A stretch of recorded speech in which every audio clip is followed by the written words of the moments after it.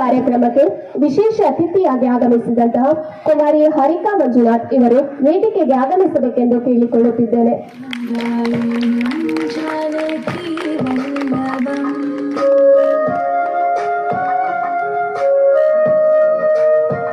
ಇವರಿಗೆ ಈ ಕಾರ್ಯಕ್ರಮಕ್ಕೆ ರಾಕ್ ಸ್ಟಾರ್ ಫ್ರೆಂಡ್ಸ್ ತಂಡದ ಪರವಾಗಿ ತುಂಬ ಹೃದಯದ ಸ್ವಾಗತ ಸುಸ್ವಾಗತ.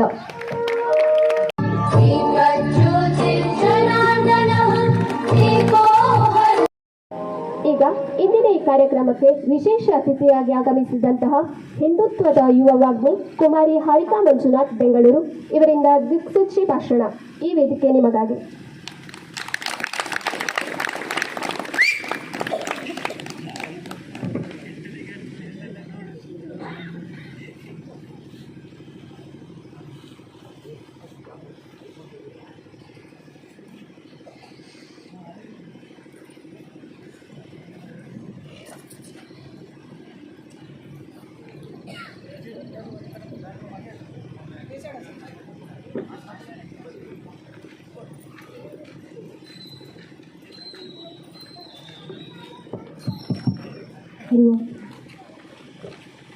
जननीं शारदां देवीं रामकृष्णं जगद्गुरुं पादपद्मे तैवर्षित्वा प्रणमामिर्मूर्मुहुः रत्नाकराधौतपदां हिमालय किरीटिनीं ಬ್ರಹ್ಮರಾಜಶ್ರೀರತ್ನಾಢ್ಯ ಒಂದೇ ಭಾರತ ಮಾತೆ. ಕ್ಷೇತ್ರದ ಗ್ರಾಮದೇವರ ಬಾದರವಿಂದಗಳಲ್ಲಿ ಶರಣಾಗತಿಯನ್ನು ಬೇಡಿತು. ವ್ಯಾಸಪೀಠದಲ್ಲಿ ಆಸೀನರಾಗಿರುವಂಥ ಎಲ್ಲ ಗಣ್ಯರಿಗೆ, ನೆಲೆದಿರುವಂಥ ಎಲ್ಲ ನನ್ನ ನೆಚ್ಚಿನ ದೇಶಭಕ್ತ ಬಾಂಧವರಿಗೆ, ಮಾತಾ ಭಗಿನಿಯರಿಗೆ, ಅಕ್ಕ ಅಣ್ಣಂದಿರಿಗೆ ಹಾಗೂ ಎಲ್ಲ ಹಿರಿಕಿರಿಯರ ಪಾದಗಳಿಗೆ ನಾನು ಹಣೆಚ್ಚಿ ನಮಸ್ಕರಿಸ್ತೇನೆ. ನನ್ನ ನೆಚ್ಚಿನ ಬಂಧುಗಳೇ, ಬಹುಶಃ ಕಾರ್ಯಕ್ರಮಕ್ಕೆ ಬಂದಾಗ ಬಹಳ ಸಂತೋಷವಾದಂಥ ವಿಚಾರ, ನಮ್ಮ ವಯಸ್ಸಿನ ಯುವಕ ಯುವತಿಯರು ಇಷ್ಟೊತ್ತಿನಲ್ಲಿ ನಮ್ಮ ಬೆಂಗಳೂರಿನಂಥ ನಗರಗಳಿಗೆ ಬಂದರೆ ಎಲ್ಲೆಲ್ಲಿರ್ತಾರೆ, ಏನೇನು ಮಾಡ್ತಿರ್ತಾರೆ ಅನ್ನೋದು ಈಗಾಗಲೇ ಇಡೀ ಜಗತ್ತಿಗೆ ಬಹಳ ಸ್ಪಷ್ಟವಾಗಿ ತಿಳಿದಿದೆ. ಅದಕ್ಕೆ ಒಂದು ಜೀವಂತ ಸಾಕ್ಷಿ ಉದಾಹರಣೆ ನೋಡಬೇಕಂದ್ರೆ, ಇತ್ತೀಚೆಗೆ ಕೆಲವು ದಿನಗಳ ಹಿಂದೆ ಹೊಸ ವರ್ಷ ಎಂಬ ನೆಪದಲ್ಲಿ ವಿದೇಶದ ಹೊಸ ವರ್ಷದ ಸಂಸ್ಕೃತಿಯನ್ನು ಅವಲಂಬಿಸಿಕೊಂಡು ಏನೇನೆಲ್ಲ ಸಮಸ್ಯೆಗಳು ಬೆಂಗಳೂರಿನಲ್ಲಿ ಬಂದಿದ್ದಾವೆ ನಮ್ಮ ಈಗಿನ ವಯಸ್ಸಿನ ಯುವಕ ಯುವತಿಯರಿಗೆ ಅನ್ನೋದನ್ನು ನಾವು ಈಗಾಗಲೇ ಕಣ್ತಪ್ಪಿಸ್ಕೊಂಡಿದ್ವಿ. ಬಹುಶಃ ಆ ವಯಸ್ಸಿನಲ್ಲಿ ಯಾವುದೇ ಚಿಂತೆಯನ್ನು ಮಾಡದೆ, ಜೀವನದ ಚಿಂತೆಯೂ ಇಲ್ಲದೆ, ಭವಿಷ್ಯದಲ್ಲಿ ನೋಡ್ಕೊಳ್ಳೋಣ ಬಿಡಿ ಅನ್ನೋ ಮನಸ್ಥಿತಿನಲ್ಲೇ ಅನೇಕ ಯುವಕ ಯುವತಿಯರು ದೇಶದಲ್ಲಿ, ಸಮಾಜದಲ್ಲಿ, ಜಗತ್ತಿನಲ್ಲಿ ಬದುಕ್ತಾ ಇರುವಂಥ ಸಂದರ್ಭದಲ್ಲಿ ನಮ್ಮ ಶಾಸ್ತ್ರಗಳಲ್ಲಿ ಹೇಳಿರುವಂಥ ಮಾತು, ದೇಹ ದೇವಾಲಯ ಪ್ರೋಕ್ತೋ ಶಿರ ಶಿಖರ ಮುಚ್ಚತಿ ಅಂತ. ದೇಹ ದೇವಾಲಯವಾಗಬೇಕು, ಶಿರ ಶಿಖರವಾಗಬೇಕು ಆ ದೇವಾಲಯಕ್ಕೆ.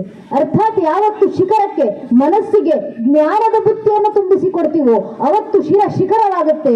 ಯಾವತ್ತು ದೇಹಕ್ಕೆ ಬೇಕಾದಂಥ ಸರಿಯಾದ ಸರಿಯಾದ ದೈಹಿಕ ಶರೀರಕ್ಕೆ ಬೇಕಾಗಿರುವಂಥ ಶಾರೀರಿಕ ಸಮಸ್ಯೆಗಳನ್ನ, ಶಾರೀರಿಕ ವ್ಯವಹಾರವನ್ನ, ಶಾರೀರಿಕ ವ್ಯಾಮೋಹಗಳನ್ನ ದಾಟಿ ಮುಂದೊಂದು ದಿನ ಆ ದೇಹವನ್ನ ಗಟ್ಟಿಗೊಳಿಸ್ಕೊಂಡು ಇಡೀ ದೇಹವನ್ನ ನಮ್ಮ ಜೀವನದ ಅತ್ಯುನ್ನತ ಶಿಖರವನ್ನ ಮುಟ್ಲಿಕ್ಕೋಸ್ಕರ ಸಮರ್ಪಿಸಿಡ್ತೀವೋ, ಅರ್ಥಾತ್ ದೈಹಿಕ ವ್ಯಾಮೋಹಕ್ಕೆ ಎಷ್ಟು ಒತ್ತನ್ನು ಕೊಡ್ತೀವೋ ಅಷ್ಟು ದೇಹ ಅನ್ನೋದು ದೇವಾಲಯವಾಗ್ತಾ ಹೋಗುತ್ತೆ ಅನ್ನೋದು ನಮ್ಮ ಶಾಸ್ತ್ರಗಳ ಮಾತು. ಆ ಮಾತಿಗೆ ತಕ್ಕ ಹಾಗೆ ವಿವೇಕಾನಂದರು ಒಂದು ಕಾಲದಲ್ಲಿ ಹೇಳಿದಂತ ಮಾತು, ಯುವಕ ಯುವತಿಯರು ದೈಹಿಕವಾಗಿ ಗಟ್ಟಿ ಆಗಬೇಕು. ಎಷ್ಟು ಗಟ್ಟಿ ಆಗಬೇಕಾದ್ರೆ ವಿವೇಕಾನಂದರು ಹೇಳ್ತಾರಲ್ಲ, with the muscles of iron and nerves of steel. ಉಕ್ಕಿನಂತ ನರಮಂಡಲಗಳು, ಮಿಂಚಿನಂತ ಬುದ್ಧಿಶಕ್ತಿ, ವಿದ್ಯುತ್ತಂತ ಇಚ್ಛಾಶಕ್ತಿ. ಅಗೋರುಡು ಬೆಟ್ಟ ಅವರು ನಿಂತ್ಕೊಂಡು ಬೆಟ್ಟ ನೋಡ್ಬಾರ್ದಂತೆ, ಬೆಟ್ಟ ಪುರಿ ಮಾಡ್ಬೇಕೆ ಸ್ವಾಮೀಜಿ ಅಂತ ಕೇಳಬೇಕಂತೆ. ಅಗೋರುಡು ದೇಶ ಅವರು ನಿಂತು ದೇಶ ನೋಡ್ಬಾರ್ದಂತೆ, ದೇಶ ಕಟ್ಟಬೇಕೆ ಸ್ವಾಮೀಜಿ ಅಂತ ಕೇಳಬೇಕಂತೆ. ಅಂತ ದೇಹ ಬಲ ಇರುವಂತ, ಮನೋಬಲ ಇರುವಂತ ಯುವಕ ಯುವತಿಯರಿಂದ ಮಾತ್ರ ಭಾರತ ತನ್ನ ಅತ್ಯುನ್ನತ ಪರಮ ವೈಭವದ ಶಿಖರಕ್ಕೆ ಮುಟ್ಲಿಕ್ಕೆ ಸಾಧ್ಯ ಅಂತ ವಿವೇಕಾನಂದರು ಕೊಟ್ಟಂತ ಸಂದೇಶವನ್ನ ಇವತ್ತು ಇಲ್ಲಿನ ಯುವಕ ಯುವತಿಯರು ಜೀವಂತ ಸಾಕ್ಷಿಯನ್ನಾಗಿಸಿದ್ದಾರೆ. ದೇಹಬಲ ಗಟ್ಟಿಗೊಳಿಸೋದ್ರ ಜೊತೆಗೆ ಇಂಥ ಧಾರ್ಮಿಕ ಕಾರ್ಯಕ್ರಮಗಳನ್ನು ಆಯೋಜನೆ ಮಾಡುವ ಮೂಲಕ ಮನೋಬಲವನ್ನು ಗಟ್ಟಿಗೊಳಿಸಿಕೊಳ್ತಿದ್ದಾರೆ. ತಾವು ಅಷ್ಟೇ ಅಲ್ಲದೆ ಇಡೀ ಊರಿನ ಜಾಗೃತಿಯನ್ನು ಮೂಡಿಸಲಿಕ್ಕೋಸ್ಕರ ಇಂಥ ಕಾರ್ಯಕ್ರಮಗಳನ್ನು ನಿರಂತರವಾಗಿ ಆಯೋಜನೆ ಮಾಡ್ತಿರುವಂತ ಇಲ್ಲಿನ ಯುವಕ ಯುವತಿಯರಿಗೆ ನಿಜವಾಗ್ಲೂ ಶತಶತ ನಮನಗಳು. ಇಂಥ ಯುವಕ ಯುವತಿಯಿಂದ ಮಾತ್ರಲೇ ದೇಶ ಉದ್ಧಾರ ಆಗ್ಲಿಕ್ಕೆ ಸಾಧ್ಯ ಅನ್ನೋದು ವಿವೇಕಾನಂದರ ಮಾತು. ವಿವೇಕಾನಂದರು ತಮ್ಮ ಪುಸ್ತಕ ಲೆಕ್ಚರ್ಸ್ ಆಫ್ ಕೊಲಂಬೋ ಟು ಅಲ್ಮೋರಾದಲ್ಲಿ ಬರೆದಿದ್ರು, ನನಗೆ ನಂಬಿಕೆ ಇದೆ. ಯಾರ ಮೇಲೆ ನಂಬಿಕೆ ಇದೆ? ವಿವೇಕಾನಂದ ಹೇಳ್ತಾರೆ, my faith lies in the youngsters of India, out of them will come my workers and workers lions and lionesses for the nation. ನನ್ನ ನಂಬಿಕೆ ನಮ್ಮ ದೇಶದ ಯುವಕ ಯುವತಿಯರ ಮೇಲಿದೆ. ಆ ಯುವಕ ಯುವತಿಯರು ಸಿಂಹದಂತೆ ಎದ್ದು ಬಂದು ದೇಶಕ್ಕೋಸ್ಕರ ಕೊಡುಗೆಯನ್ನು ಕೊಡ್ತಾ ಇಡೀ ಭಾರತ ದೇಶ ದೇಶವನ್ನು ಮತ್ತೊಮ್ಮೆ ಜಗತ್ತಿನ ಮುಂದೆ ವಿಶ್ವಮಾತೆಯಾಗಿ ತಾಯಿ ಭಾರತಾಂಬೆಯನ್ನು ಎದ್ದು ನಿಲ್ಲಿಸ್ತಾರೆ ಅನ್ನೋದು ವಿವೇಕಾನಂದರು ನಮ್ಮ ಮೇಲೆ ಇಟ್ಟಿದ್ದಂತ ನಂಬಿಕೆ. ಆ ನಂಬಿಕೆಯನ್ನ ಸಾಕಾರಗೊಳಿಸುವ ಮೂಲಕ ಅಂತ ಯುವಕರನ್ನ ತಯಾರು ಮಾಡುವಂತ ಕೆಲಸ ಇಲ್ಲಿನ ಊರಿನವರು ಮಾಡ್ತಿದ್ದೀರಾ. ಅದಕ್ಕೆ ಸಹಕಾರಬದ್ಧವಾಗಿ ಇಲ್ಲಿನ ಯುವಕ ಯುವತಿಯರು ಅದೇ ಮಾರ್ಗದಲ್ಲಿ ನಡೀತಿದ್ದಾರೆ. ಇವತ್ತು ಧಾರ್ಮಿಕ ಸಭೆಯನ್ನು ಆಯೋಜಿಸಿದ್ದೀವಿ. ಗೊತ್ತೋ ಗೊತ್ತಿಲ್ಲದೆಯೋ ಅತ್ಯಂತ ಶುಭ ದಿನದಲ್ಲಿ ಇವತ್ತು ಧಾರ್ಮಿಕ ಕಾರ್ಯಕ್ರಮ ಮಾಡ್ತಿದ್ದೀವಿ. ನಾವು ನಮ್ಮೆಲ್ಲರಿಗೂ ಖುಷಿ ತರುವಂತ ದಿನ. ಕಾರಣ ಇವತ್ತು ಬಹುಶಃ 500 ವರ್ಷಗಳ ಹೋರಾಟದ ನಂತರ, 78ಕ್ಕೂ ಹೆಚ್ಚು ಮಹಾಕದನಗಳ ನಂತರ, ಸುಮಾರು 3 ಲಕ್ಷ ಜನ ಹಿಂದೂ ಕಾರ್ಸೇವಕರ ಬಲಿದಾನಗಳ ನಂತರ ಇಂದು ನನ್ನ ಸಾಗಿರುವಂತಹ ಶತಮಾನಗಳ ಕನಸು ನಮ್ಮ ಅಯೋಧ್ಯೆಯ ರಾಮಲಲ್ಲಾರ ರಾಮ ಮಂದಿರ. ಆ ರಾಮ ಮಂದಿರ ಪುನಃ ಪ್ರತಿಷ್ಠಾಪನೆ ಆದ ನಂತರ ರಾಮರ ಮೂರ್ತಿಗೆ ಪ್ರಾಣ ಪ್ರತಿಷ್ಠಾಪನೆಯಾಗಿ ಕಳೆದು ಸರಿ 1 ವರ್ಷಕ್ಕೆ ಇವತ್ತು ಆ 1 ವರ್ಷದ ಆಚರಣೆಯನ್ನ ಇವತ್ತಿನ ದಿನ ಮಾಡ್ತಿದ್ದೀವಿ ನಾವು. ಇವತ್ತು ಯಾಕೆ ಅಂದ್ರೆ ಜನವರಿ 22ನೇ ತಾರೀಕು ಉದ್ಘಾಟನೆ ಆಗಿದ್ದು, ಮಂದಿರ ಉದ್ಘಾಟನೆ ಆಗಿದ್ದು ನಿಜ. ಆದರೆ ಜನವರಿ 11ಕ್ಕೆ ಏನಕ್ಕೆ ಅಂದ್ರೆ ನಾವು ವಿದೇಶದ ಸಂಸ್ಕೃತಿಯನ್ನ ಪಾಲಿಸ್ತಿಲ್ಲ, ವಿದೇಶದ ಕ್ಯಾಲೆಂಡರ್ ಅನ್ನ ಲೆಕ್ಕ ಹಾಕ್ತಿಲ್ಲ. ನಮ್ಮ ಹಿಂದೂ ಪಂಚಾಂಗದ ಪ್ರಕಾರ ಇದೇ 1 ವರ್ಷದ ಹಿಂದೆ ಇವತ್ತಿನ ದಿನ ಪುಷ್ಯ ಮಾಸ ದ್ವಾದಶ ತಿಥಿ ಮತ್ತು ಶುಕ್ಲ ಪಕ್ಷ. ಇದೇ ಶುಕ್ಲ ಪಕ್ಷದ, ಇದೇ ಪುಷ್ಯ ಮಾಸದ, ಇದೇ ದ್ವಾದಶ ತಿಥಿಯಲ್ಲಿ ಅಂದ್ರೆ ಪೂರ್ಣ ಚಂದ್ರ ಕಳೆದು 12 ದಿನಗಳ ನಂತರದ ದಿನ, ಅವತ್ತಿನ ದಿನವೇ 1 ವರ್ಷದ ಹಿಂದೆ ರಾಮಲಲ್ಲಾರ ಮೂರ್ತಿಗೆ ಪ್ರಾಣ ಪ್ರತಿಷ್ಠಾಪನೆ ಆಗಿದ್ದು, ರಾಮ ಮಂದಿರದ ಉದ್ಘಾಟನೆಯೂ ಆಗಿದ್ದು. ಆ ರೀತಿಯಲ್ಲಿ ಆ ಮಾಸದ ಪ್ರಕಾರ, ಆ ತಿಥಿಯ ಪ್ರಕಾರ, ಆ ಪಕ್ಷದ ಪ್ರಕಾರ ಬಂದ್ರೆ ನಮ್ಮ ಹಿಂದೂ ಪಂಚಾಂಗದ ಪ್ರಕಾರ ಜನವರಿ 11ನೇ ತಾರೀಕು ಈ ವರ್ಷ ಬಿದ್ದಿದೆ ಆ ದಿನ. ಅರ್ಥಾತ್ ಇವತ್ತಿನ ದಿನವೇ ನಮ್ಮ ರಾಮಚಂದ್ರನ ಪ್ರಾಣ ಪ್ರತಿಷ್ಠಾಪನೆ ಪುನರ್ಜೀವನವನ್ನ ಇಡೀ ಹಿಂದೂ ಸಮಾಜ ನಿತ್ತು ಮಾಡಿದ್ದು. ಅಂದು ಪೂಜನೆ ಅಶೋಕ್ ಸಿಂಗಾಜಿ ಅವರು ಒಂದು ಕರೆಯನ್ನು ಕೊಟ್ಟಿದ್ರು. रोम रोम में रमे हुए राम के लिए आया कार सेवको, बनो कार सेवको, मिटो कार सेवको। अगर समय पड़े तो अयोध्या में बहती सरयू नदी को अपने लहू से लाल करना पड़े तो डरो ना कार सेवको। ರೋಮದಲ್ಲಿ ನಮಿಸಿರುವಂತ ರಾಮರಿಗೋಸ್ಕರ ಬನ್ನಿ ಕಾರ್ ಸೇವಕರಾಗಿ ಹಿಂದೂಗಳೇ. ಸಮಯ ಬಂದ್ರೆ ಅಯೋಧ್ಯೆಯಲ್ಲಿ ಹರಿತಾ ಇರುವಂತ ಸರಿಯೂ ನದಿಯನ್ನು ನಿಮ್ಮ ರಕ್ತಗಳಿಂದ ಕೆಂಪಾಗಿಸುವ ಸಂದರ್ಭ ಬಂದ್ರು ಹಿಂಜರಿದಿರಿ ಕಾರ್ ಸೇವಕರು. ಅಶೋಕ್ ಸಿಂಗಾಜಿ ಅವರ ಆ ಕರೆಗೆ ಹೋಗೊಟ್ಟು ನಮ್ಮ ಹಿರಿಯರು, ನಮ್ಮ ಪೂರ್ವಿಕರು ಲಕ್ಷ ಲಕ್ಷ ಸಂಖ್ಯೆಯಲ್ಲಿ ಅಯೋಧ್ಯೆ ಪುಣ್ಯ ಭೂಮಿಯಲ್ಲಿ ನೆರೆ ನಿಂತು ರಾಮನ ಮಂದಿರದ ಕಾರ ಸೇವೆಯನ್ನ ಮಾಡಲಿಕ್ಕೆ, ಕಾರ ಸೇವೆ ಸಾಕಾರಗೊಳಿಸಲಿಕ್ಕೆ ಎದ್ದು ನಿಂತಿದ್ರು. ಬಹುಶಃ ತಾಯಿಂದರು ಸೇರಿದ್ದೀರಾ, ಬಹಳ ಜನ ಯುವತಿಯರ ಹೆಣ್ಣು ಮಕ್ಕಳು ಸೇರಿದ್ದೀರಾ. ತಾಯಿಂದರು ಮತ್ತು ಹೆಣ್ಣು ಮಕ್ಕಳು ಸದಾ ಕಾಲ ನೆನಪಿಟ್ಕೊಂಡಿರ್ಬೇಕು. ರಾಮ ಮಂದಿರದ ಕನಸು ಇವತ್ತು ನನಸಾಗಿದೆ ಅಂದ್ರೆ ಅದಕ್ಕೆ ಬಹುಮುಖ್ಯ ಕಾರಣ ತಾಯಿಂದರೆ. ಕಾರಣ ಅಂದು ರಾಮರ ಕಾರ್ ಸೇವೆಯನ್ನು ನೆರವೇರಿಸಲಿಕ್ಕೆ ಅಂತ ಅಯೋಧ್ಯೆ ಪುಣ್ಯ ಭೂಮಿನಲ್ಲಿ ನಿಂತಿದ್ದಂತ 3 ಲಕ್ಷ ಜನ ಕಾರ್ ಸೇವಕರಲ್ಲಿ 36,000 ಜನ ಹೆಣ್ಣು ಮಕ್ಕಳು ತಾಯಿಂದರು ಕಾರ್ ಸೇವಕರಾಗಿ ಅಯೋಧ್ಯೆ ಪುಣ್ಯ ಭೂಮಿನಲ್ಲಿ ನಿಂತಿದ್ರು. ಅಂದ್ರೆ ಆ 36,000 ಜನ ತಾಯಿಂದರು ತೋರಿದ ರಾಮಭಕ್ತಿ. ಮುಂದೆ ಮಾತಾ ಉಮಾಭಾರತಿ, ಕಾದು ಕೊಟ್ಟಂತ ಮಾತಾ ರಿತಂಬರಿ, ಜೊತೆಗೆ 36,000 ಜನ ತಾಯಿಂದರು ಕೈ ಹಿಡಿದು ಮಾನವ ಸರಪಳಿಗಳನ್ನ ಮಾಡಿ ಎದುರಿಗೆ ಬರ್ತಿದ್ದಂತ ಪೊಲೀಸರ ಲಾಠಿ ಏಟುಗಳಿಗೆ ತಾವು ಮುಂದೆ ನಿಂತು 3.5 ಲಕ್ಷ ಜನ ಹಿಂದೂ ಕಾರ ಸೇವಕರನ್ನ ತಮ್ಮ ಹಿಂದೆ ನಿಲ್ಲಿಸಿ ರಾಮಲಲ್ಲಾ ಅಮ್ಮ ಹೆಂಗೆ ಮಂದಿರ ವಹಿ ಬನಾಯಂಗೆ, ಬಚ್ಚಾ ಬಚ್ಚಾ ರಾಯಕ ಜನ್ಮ ಭೂಮಿಗೆ ಕಾಮ್ ಅಂತ ರಾಮಚಂದ್ರನಿಗೆ ಜಯಘೋಷಗಳನ್ನು ಹಾಕ್ತಾ ರಾಮಭದ್ರರ ಕಾರ ಸೇವೆಯನ್ನು ಸಾಕಾರಗೊಳಿಸಿದ ಪರಿಣಾಮ ಇವತ್ತು ರಾಮ ಮಂದಿರ ಜೀವಂತ ಸಾಕ್ಷ್ಯ ನಮ್ಮ ಕಣ್ಣು ಮುಂದೆ ಇದೆ. ಆ ಕಾರ್ಯ ಸಾಕಾರಗೊಂಡಿದ್ದು ಏನಕ್ಕೆ ಅಂದ್ರೆ ಕಾರಣ ಇಷ್ಟೇ, ಹಿಂದೂಗಳು ಸಂಘಟಿತರಾಗಿ ಬನ್ನಿ. ನಮ್ಮಲ್ಲಿ ಸಂಘಟಿತ ಬಲ ಅಂದು ಬರಲಿಲ್ಲ, ಅಂದು ಹಿಂದೂ ಸಮಾಜ ಜಾಗೃತವಾಗಲಿಲ್ಲ ಅಂದ್ರೆ ಇವತ್ತು ರಾಮ ಮಂದಿರ ನಮ್ಮ ಕಣ್ಣು ಮುಂದೆ ನಿಂತಿರ್ತಿರ್ಲಿಲ್ಲ. ರಾಮ ಮಂದಿರ ಮಾತ್ರ ಅಲ್ಲ ನನ್ನ ನೆಚ್ಚಿನ ಬಂಧುಗಳು, ರಾಮ ಮಂದಿರದ ರಕ್ಷಣೆಗೆ ಯಾವ ರೀತಿ ಹಿಂದೂ ಸಮಾಜ ಒಗ್ಗಟ್ಟಾಗಿ ಬಂತೋ ಇವತ್ತು ಸಮಸ್ತ ಧರ್ಮ ರಕ್ಷಣೆಗೋಸ್ಕರ ಕೂಡ ಹಿಂದೂ ಸಮಾಜ ಒಗ್ಗಟ್ಟಾಗಿ ಬರುವಂತ ಅವಶ್ಯಕತೆ ಇದೆ. ಧರ್ಮ ಜಾಗೃತಿ ಆಗಬೇಕು, ಧರ್ಮ ರಕ್ಷಣೆ ಆಗಬೇಕು. ಹೇಗಾಗುತ್ತೆ? ಶ್ರೀಕೃಷ್ಣ ಪರಮಾತ್ಮ ಬಂದ ಕೂಡಲೇ ಸಂತೋಷವಾದಂತ ವಿಚಾರ, ಶ್ರೀಮದ್ ಭಗವದ್ಗೀತೆಯನ್ನ ಕೈಗೆ ಕೊಟ್ಟರು. ತಾತ್ಪರ್ಯ ಸಹಿತವಾದಂತ ಭಗವದ್ಗೀತೆ ಮನೆ ಮನ್ನಲ್ಲಿ ಇವತ್ತು ತಲುಪಿಸಬೇಕಾಗಿದೆ. ನಾವು ತಲುಪಿಸೋದು ಅಂದ್ರೆ ಮನ್ನಲ್ಲಿ ಇಟ್ಟು ಕೂರೋದಲ್ಲ, ಮನೆಯಲ್ಲಿ ಕೂತೋದರ ಅಧ್ಯಯನವನ್ನ ಮಾಡಿ ಜೀವನದ ಆಚರಣೆಗೆ ತರೋದು. ಯಾಕೆಂದ್ರೆ ಭಗವದ್ಗೀತೆಯಲ್ಲಿ ಧರ್ಮ ರಕ್ಷಣೆಗೋಸ್ಕರ ಶ್ರೀಕೃಷ್ಣ ಪರಮಾತ್ಮ ಸಂದೇಶ ಕೊಟ್ಟರು. ಭಗವದ್ಗೀತೆ 4ನೇ ಅಧ್ಯಾಯದ 7ನೇ ಶ್ಲೋಕದಲ್ಲಿ ಕೃಷ್ಣ ಕರೆ ಕೊಡ್ತಾರೆ, ಯದಾ ಯದಾ ಧರ್ಮಸ್ಯ ಗಾಳಿಗೆ ಭವತಿ ಭಾರತ ಅತ್ಯುತ್ತಾರವ ಧರ್ಮದ ತದಾತ್ಮ ಸುಜಾಮ್ಯಂ ಪರಿತ್ರಾಣ ಸಾಧನ ವಿನಾಶಾಯ ಶ್ರುತ ಧರ್ಮ ಸಂಸ್ಥಾಪನಾಥ ಸಂಭವಾಮ ಯುಗೆ ಯುಗೆ. ಯಾವಾಗೆಲ್ಲ ದೇಶ ಮತ್ತು ಧರ್ಮ ನಾಶದ ಅಂಚಿಗೆ ಬಂದು ತಲುಪಲಿರುತ್ತೋ ಆಗೆಲ್ಲ ದೇಶ ಮತ್ತು ಧರ್ಮ ರಕ್ಷಣೆಯನ್ನು ಮಾಡಿ ಧರ್ಮದ ಪುನಃ ಪ್ರತಿಷ್ಠಾಪನೆಗೋಸ್ಕರ ನಾನು ಮತ್ತೆ ಯುಗ ಯುಗಕ್ಕೂ ಅವತರಿಸಿ ಬರ್ತೀನಿ ಅನ್ನೋದು ಶ್ರೀಕೃಷ್ಣ ಪರಮಾತ್ಮರ ಸಂದೇಶ. ಆ ಸಂದೇಶದ ಮುಂದಿನ ಸಾಲಿನಲ್ಲಿ ಕೃಷ್ಣ ಹೇಳ್ತಾರೆ, ಯುಗ ಯುಗಕ್ಕೂ ಧರ್ಮ ರಕ್ಷಣೆಗೆ ನಾನು ಅವತರಿಸಿ ಬರ್ತೀನಿ. ಕಲಿಯುಗದಲ್ಲಿ ಯಾವ ಅವತಾರ ಧರ್ಮ ರಕ್ಷಣೆಗೆ? ಕಲಿಯುಗದ ಅಂತ್ಯದಲ್ಲಿ ಕಲಿಕೆ ಅವತಾರ. ಆದರೆ ಕಲಿಯುಗ ನಡೀತಾ ಇರಬೇಕಾದ್ರೆ ಕಲಿಯುಗದೊಳಗೆ ದೇಶ ಧರ್ಮ ರಕ್ಷಣೆಗಿರೋದು ಒಂದೇ ಒಂದು ಅವತಾರ, ಅದು ಸಂಘ ಶಕ್ತಿ ಕಲಿಯುಗ ಎನ್ನ ಮಾತನ್ನ ಶ್ರೀಕೃಷ್ಣ ಪರಮಾತ್ಮ ನಮಗೆ ಕಿವಿ ಮಾತಾಗಿ ನೀಡಿದ್ದಾರೆ. ಸಂಘಟಿತ ಬಲ, ಸಂಘಟಿತ ಬಲದಿಂದ ಬಂದಾಗ ಮಾತ್ರ ಶಾಸ್ತ್ರಗಳ ಮಾತು ಅಪಾರ ಭೂಮಿ ವಿಸ್ತಾರ ಮಗಣ್ಯ ಜನಸಂಕುಲ ರಾಷ್ಟ್ರಂ ಸಂಘಟನಾ ಹೀನ ಭಗವೇನಾತ್ಮ ರಕ್ಷಣೆ ತುದಿ ಕಾಣುವಷ್ಟು ಅಪಾರವಾದಂತ ಭೂಭಾಗ, ಆ ಭೂಭಾಗದ ಒಳಗೆ ಅಗಣ್ಯವಾದಂತ ಜನರ ಸಂಖ್ಯೆ. ಆದ್ರೆ ಆ ಜನರ ಮಧ್ಯದ ಸಂಘಟಿತ ಬಲ ಇಲ್ಲ ಅಂದ್ರೆ ದೇಶ ಧರ್ಮ ರಕ್ಷಣೆ ಆಗ್ಲಿಕ್ಕೆ ಸಾಧ್ಯವೇ ಇಲ್ಲ. ಆದ್ರಿಂದ ನಮ್ಮ ಕಣ್ಣು ಮುಂದೆ ದೇಶ ಧರ್ಮ ರಕ್ಷಣೆಗಿರೋದು ಏಕೈಕ ಮಾರ್ಗದರ್ಶನ ಸಂಘಟಿತರಾಗಿ ಬನ್ನಿ ಹಿಂದೂ ಸಮಾಜ. ಅಣ್ಣ ಅವರು ಮಾತಾಡ್ತಾ ಇರ್ಬೇಕಾದ್ರೆ ಹೇಳಿದ್ರು, ಈ ಊರಿನಲ್ಲಿ ಬಹಳ ಸಂತೋಷ ಪಡುವಂತ ವಿಚಾರ ಅದು ಹೇಳಿ ಅಂದ್ರೆ ಇಲ್ಲಿ ಯಾವುದೇ ಕಾರ್ಯಕ್ರಮ ನಡೆದ್ರು ಇಡೀ ಊರಿನವರು ಸಂಘಟಿತರಾಗಿ ಬಂದು ಕಾರ್ಯಕ್ರಮ ಮಾಡ್ತೀರಾ ಅಂತ. ಇದೇ ಸಂಘಟಿತ ಬಲ ಧರ್ಮ ರಕ್ಷಣೆಗೆ ಬೇಕಾಗಿರೋದು. ನಮ್ಮ ಸಮಸ್ಯೆ ಏನಾಗಿದೆ ದೇಶದಲ್ಲಿ ಅಂದ್ರೆ ಹಿಂದೂ ಸಮಾಜದಲ್ಲಿ ಹೇಳ್ಕೊಳ್ಳಿಕ್ಕಿತ್ತು ನಾವು ಕೋಟ್ಯಾಂತರ ಜನ ಹಿಂದೂಗಳು. ಆದ್ರೆ ಒಬ್ಬ ಹಿಂದುವಿನ ಮುಂದೆ ನಿಂತು ನೀನ್ ಯಾರಪ್ಪ, ನೀನ್ ಯಾವ ಸಮಾಜಕ್ಕೆ ಸೇರಿದ್ಯಾ ಅಂದ್ರೆ ಹಿಂದುವಿನ ಬಾಯಿನಲ್ಲಿ ತನ್ನ ಧರ್ಮದ ಹೆಸರು ಬರೋಕ್ಕೂ ಮುಂಚೆ ಜಾತಿ ಹೆಸರು ಬಂದಿರುತ್ತೆ. ಒಬ್ಬ ಹಿಂದೂ ಹಿಂದೂ ಆಗೋಕ್ ಮುಂಚೆ ಒಬ್ಬ ಹಿಂದೂ ಬ್ರಾಹ್ಮಣರಾಗ್ತಾರೆ, ಒಬ್ಬ ಹಿಂದೂ ಲಿಂಗಾಯತರಾಗ್ತಾರೆ, ಒಬ್ಬ ಹಿಂದೂ ಕುರುಬರಾಗ್ತಾರೆ, ಒಬ್ಬ ಹಿಂದೂ ಗೌಡ್ರಾಗ್ತಾರೆ, ಒಬ್ಬ ಹಿಂದೂ ಶೆಟ್ಟಿ, ಒಬ್ಬ ಹಿಂದೂ ಪೂಜಾರ್, ಒಬ್ಬ ಹಿಂದೂ SC, ಒಬ್ಬ ಹಿಂದೂ ST. ಹಿಂದೂ ಹಿಂದೂ ಆಗೋದು ಯಾವಾಗ? ನಾವು ಹಿಂದೂಗಳು ಅರ್ಥ ಮಾಡ್ಕೊಳ್ಬೇಕು. ನಮ್ಮ ಜಾತಿ ಯಾವುದೇ ಇರಲಿ, ಆ ಜಾತಿಗಳ ಮೇಲೆ ನಮ್ಗಿರುವಂತ ಜಾತಿ ಪ್ರೇಮ ಎಷ್ಟೇ ವಿಶಾಲವಾಗಿರ್ಲಿ, ನಮ್ಮ ಜಾತಿ ನಮ್ಮ ಮನೆಯ ದೇವರು ಕೂಡ ಒಳಗೆ ಸೀಮಿತ ಆಗಿರಬೇಕು.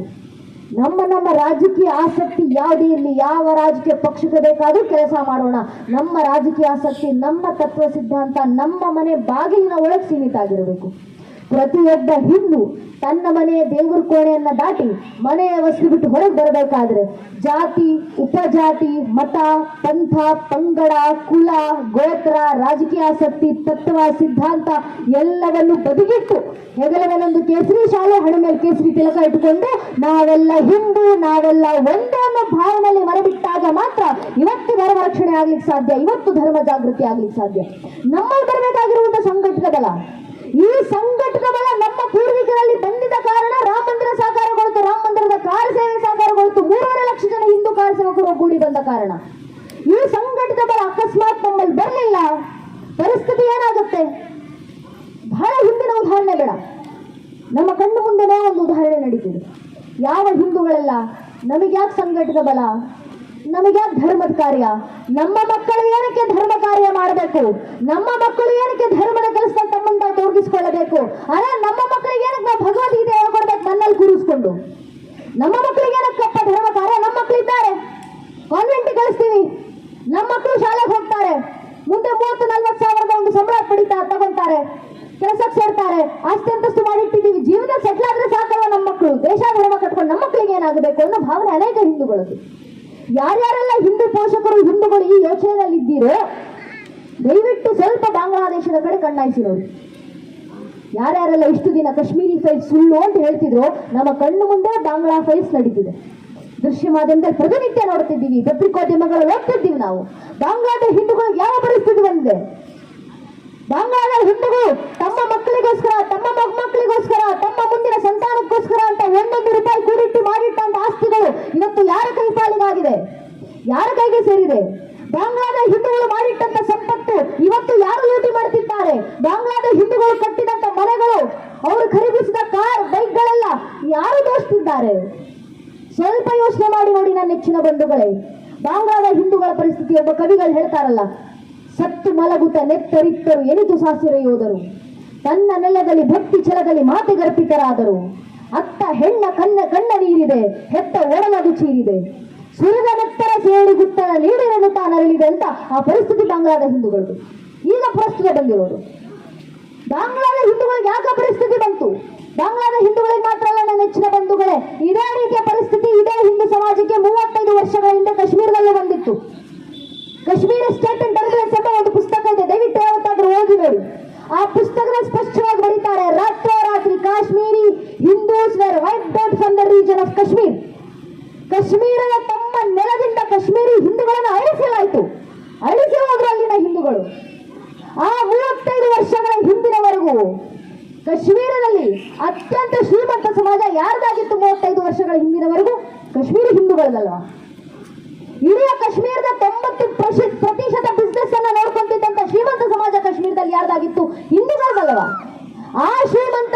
ಸಮಾಜ ಎಲ್ಲಿ ಹೋಯಿತು? ಅಲ್ಲಿ 35 ವರ್ಷಗಳ ಹಿಂದಿನವರೆಗೂ ಕಾಶ್ಮೀರದಲ್ಲಿ ಅತ್ಯಂತ ವಿದ್ಯಾವಂತ ಸಮಾಜ ಯಾರ್ದಾಗಿತ್ತು? ಕಾಶ್ಮೀರಿ ಹಿಂದೂಗಳದ್ದು. ಆ ವಿದ್ಯಾವಂತ ಹಿಂದೂ ಸಮಾಜ ಕಾಶ್ಮೀರ ಬಿಟ್ಟು ಎಲ್ಲಿಗೆ ಹೋಯಿತು? 35 ವರ್ಷಗಳ ಹಿಂದೆ ನಡೆದಂತ ಕಾಶ್ಮೀರಿ ಹಿಂದೂಗಳ ನರಮೇಧವನ್ನ ತಪ್ಪಿಸಿಕೊಂಡು ಬಂದಂತ ಆ ಹಿಂದೂಗಳು ಇವತ್ತಿಗೂ ನಮ್ಮದೇ ಭಾರತದ ರಾಜಧಾನಿ ದೆಹಲಿಯ ರಾಜಬೀದಿಗಳಲ್ಲಿ ಅಕ್ಷರಶಃ ನಿರಾಶ್ರಿತರಾಗಿ ಓಡಾಡ್ತಿದ್ದಾರೆ. ನಮ್ಮದೇ ಕರ್ನಾಟಕದಲ್ಲಿ ರಾಯಚೂರಿನಲ್ಲಿ ಬಾಂಗ್ಲಾ ಕ್ಯಾಂಪ್ ಅಂತ ಒಂದು ಕ್ಯಾಂಪ್ ಇದೆ. ನಮ್ಮದೇ ಕರ್ನಾಟಕದ ರಾಯಚೂರ್ ಹತ್ರ. ಆ ಬಾಂಗ್ಲಾ ಕ್ಯಾಂಪ್ ನಲ್ಲಿರುವಂತ ಹಿಂದೂಗಳನ್ನ ಯಾವತ್ತಾದ್ರೂ ಮಾತಾಡಿಸಿ ನೋಡಿ. ಆ ಹಿಂದೂಗಳ ಕಣ್ಣೀರಿಡ್ತಾ ಹೇಳ್ಕೊಂತಾರೆ. ರಾಯಚೂರು ಹೋದಾಗ ಯಾವತ್ತಾದ್ರೂ ಮಾತಾಡಿಸಿ. ಅವ್ರು ಇವತ್ತಿಗೂ ಕಣ್ಣೀರಿಡ್ತಾರೆ, ಸ್ವಾಮಿ ನಮ್ಮ ಬಾಂಗ್ಲಾದಲ್ಲಿ ನಾವೇನ್ ಬಡವರಲ್ಲ, ನಮ್ಮ ತಂದೆ ತಾತ ಮುತ್ತಾತಿಂದ್ರು ಮಾಡಿದಂತ ಪಿತ್ರಾರ್ಜಿತ ಸಂಪತ್ತನ್ನು ಅನುಭವಿಸಿಕೊಂಡು ಸುಖ ಸಂಪತ್ತಿನಲ್ಲಿ ಬದುಕಿ ಬಂದವರು. ನಮ್ಮ ಊರಿನಲ್ಲಿ ಒಂದು ಕಾರ್ಯಕ್ರಮ ನಡೆದ್ರೆ ಇಡೀ ಊರಿಗೆ ಅನ್ನ ಆಗ್ತಿದಂತ ಮನೆತನ ನಮ್ದು. ಇವತ್ತು ನಾವು ಒಂದೊತ್ತಿನ ಗಂಜಿಗೋಸ್ಕರ ಇನ್ನೊಬ್ಬರ ಮುಂದೆ ಕೈ ಚಾಚಿ ನಿಲ್ಲುವಂತ ಪರಿಸ್ಥಿತಿ ಬಂದಿದೆ. ಏನು ಮಾಡೋಣ ಅಂತ ಅಂದು ಬಂಗಾಳದಿಂದ ಉಟ್ಟ ಬಟ್ಟೆನಲ್ಲಿ ಓಡಿ ಬಂದಂತ ಹಿಂದೂಗಳ ಕಥೆ ಅವು. ಇಷ್ಟ ಯಾಕೆ? ನಮ್ಮದೇ ಪಕ್ಕದ ಗೋವಾದಲ್ಲಿ ಪೋರ್ಚುಗೀಸರ ದಾಳಿಗಳಾದಾಗ ಅಲ್ಲಿನ ಹಿಂದೂಗಳನ್ನ ಮತಾಂತರ ಮಾಡಬೇಕಂತ ಎಷ್ಟೆಲ್ಲ ಪ್ರಯತ್ನಗಳಾದವು. ಬಾಂಗ್ಲಾದ ಹಿಂದೂಗಳಿಗೆ ಬಂದ ಪರಿಸ್ಥಿತಿ, ಕಾಶ್ಮೀರದ ಹಿಂದೂಗಳಿಗೆ ಬಂದ ಪರಿಸ್ಥಿತಿ ಒಂದೆರಡಲ್ಲ. ನನ್ನ ನೆಚ್ಚಿನ ಬಂಧುಗಳೇ, 1947ರವರೆಗೂ ನಮ್ಮದೇ ಭಾರತ ಪಾಕಿಸ್ತಾನದ ಗಡಿಯ ಮಧ್ಯದಲ್ಲಿರುವಂತಹ ಲಾಹೋರ್ನಲ್ಲಿ ಅತ್ಯಂತ ಶ್ರೀಮಂತ ಸಮಾಜ, ಅತ್ಯಂತ ವಿದ್ಯಾವಂತ ಸಮಾಜ ಯಾರ್ದಾಗಿತ್ತು? ಹಿಂದೂಗಳದಲ್ವಾ? ಅಲ್ಲಿನ ಹಿಂದೂಗಳು ಎಲ್ಲಿಗೋದ್ರು? ವಿದ್ಯಾವಂತ ಹಿಂದೂಗಳು, ಶ್ರೀಮಂತ ಹಿಂದೂಗಳು. 1947 ಆಗಸ್ಟ್ 14 ಮಧ್ಯರಾತ್ರಿ ಕಳೆದ ಆಗಸ್ಟ್ 15 ಬೆಳಗ್ಗೆ 6 ವರ್ಷದೊಳಗೆ ಅಲ್ಲಿನ ಹಿಂದೂಗಳ ನರಮೇಧವನ್ನು ನಡೆಯುವ ಶುರುವಾದವು. ಭಾರತ ಮತ್ತು ಪಾಕಿಸ್ತಾನದ ಗಡಿಗಳಲ್ಲಿ 22 ಲಕ್ಷ ಹಿಂದೂಗಳ ನರಮೇಧಗಳು. ಅಲ್ಲಿನ ಹಿಂದೂಗಳು ಯಾರ್ಯಾರೆಲ್ಲ ಲಾಹೋರ್ನ ಟ್ರೈನ್ ಅನ್ನು ಹತ್ತಿ ಭಾರತಕ್ಕೆ ಬರಬೇಕು ಅಂತ ಪ್ರಯತ್ನ ಪಟ್ಟರು, ಲಾಹೋರ್ ಟ್ರೈನ್ ಅನ್ನು ಹತ್ತಿದಂತ ಒಬ್ಬ ಹಿಂದೂ ಜೀವಂತ ಸಹಿತವಾಗಿ ಭಾರತವನ್ನು ಮುಟ್ಟಲಿಲ್ಲ. ಆ ಟ್ರೈನ್ ನಿಂದ ಕೆಳಗಿಳಿಯಲಿಲ್ಲ. ಟ್ರೈನ್ ನ ತುಂಬಾ ಹಿಂದೂಗಳ ಶವಗಳ ಡೇರೆಗಳನ್ನು ಕಡಿಸಿಕೊಳ್ಳಲಾಗಿತ್ತು. ಆ ಟ್ರೈನ್ ನ ಹಿಂದೆ ಬರೆಯಲಾಗಿತ್ತು, ನೆಹರು ಮತ್ತು ಪಟೇಲರಿಗೆ ಸ್ವತಂತ್ರದ ಉಡುಗೊರೆಯನ್ನು ಕೊಡ್ತಾ ಇದ್ದೀವಿ, ಸ್ವೀಕರಿಸಿ.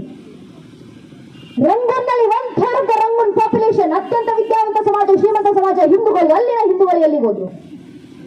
ಕರಾಚಿಯಲ್ಲಿ ಅತ್ಯಂತ ಶ್ರೀಮಂತ ವಿದ್ಯಾವಂತ ಸಮಾಜ 1947ರವರೆಗೂ ಯಾರ್ದು? ಹಿಂದೂ ಸಿಂಧು, ಹಿಂದೂ ಪಂಜಾಬಿ. ಅಲ್ಲಿನ ಹಿಂದೂಗಳು ಎಲ್ಲಿ ಹೋದ್ರು? ಸ್ವಲ್ಪ ಯೋಚನೆ ಮಾಡಿ ನೋಡೋಣ ನನ್ನ ನೆಚ್ಚಿನ ಬಂಧುಗಳೇ.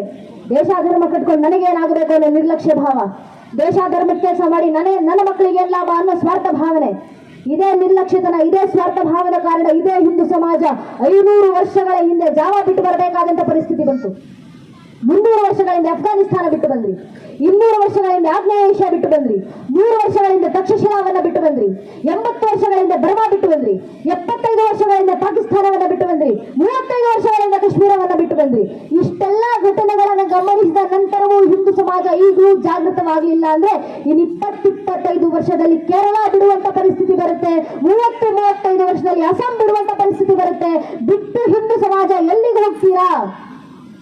ಆದ್ರಿಂದ ನಾನು ಮಾಡಿಟ್ಟಿರುವಂತ ಆಸ್ತಿ ನನ್ನ ಮಕ್ಕಳ ಪಾಲಿಗೆ ಸೇರಬೇಕು, ನಾನು ಮಾಡಿಟ್ಟಿರುವಂತ ಸಂಪತ್ತು ನನ್ನ ಮೊಮ್ಮಕ್ಕಳ ಕೈಗೆ ಸೇರಬೇಕು ಅನ್ನೋ ಕಿಂಚಿತ್ ಆಸೆ ಏನಾದ್ರೂ ಹಿಂದೂಗಳಿಗಿದ್ರೆ ಹಿಂದೂಗಳ ಧರ್ಮ ರಕ್ಷಣೆಗೆ ಮುಂದೆ ಬರಬೇಕು. ನನ್ನ ಮನ ಸುರಕ್ಷಿತವಾಗಿರಬೇಕು, ನನ್ನ ಮಕ್ಕಳು ನನ್ನ ಮೊಮ್ಮಕ್ಕಳು ಸುರಕ್ಷಿತವಾಗಿರಬೇಕಂದ್ರೆ ಮೊದಲು ನಾನು ಇರುವಂತ ಊರು ಸುರಕ್ಷಿತವಾಗಿರಬೇಕು. ನನ್ನ ಊರು ಸುರಕ್ಷಿತವಾಗಿರಬೇಕಂದ್ರೆ ನನ್ನ ರಾಜ್ಯ ಸುರಕ್ಷಿತವಾಗಿರಬೇಕು, ನನ್ನ ರಾಜ್ಯ ಸುರಕ್ಷಿತವಾಗಿರಬೇಕಂದ್ರೆ ನನ್ನ ದೇಶ ಸುರಕ್ಷಿತವಾಗಿರಬೇಕು.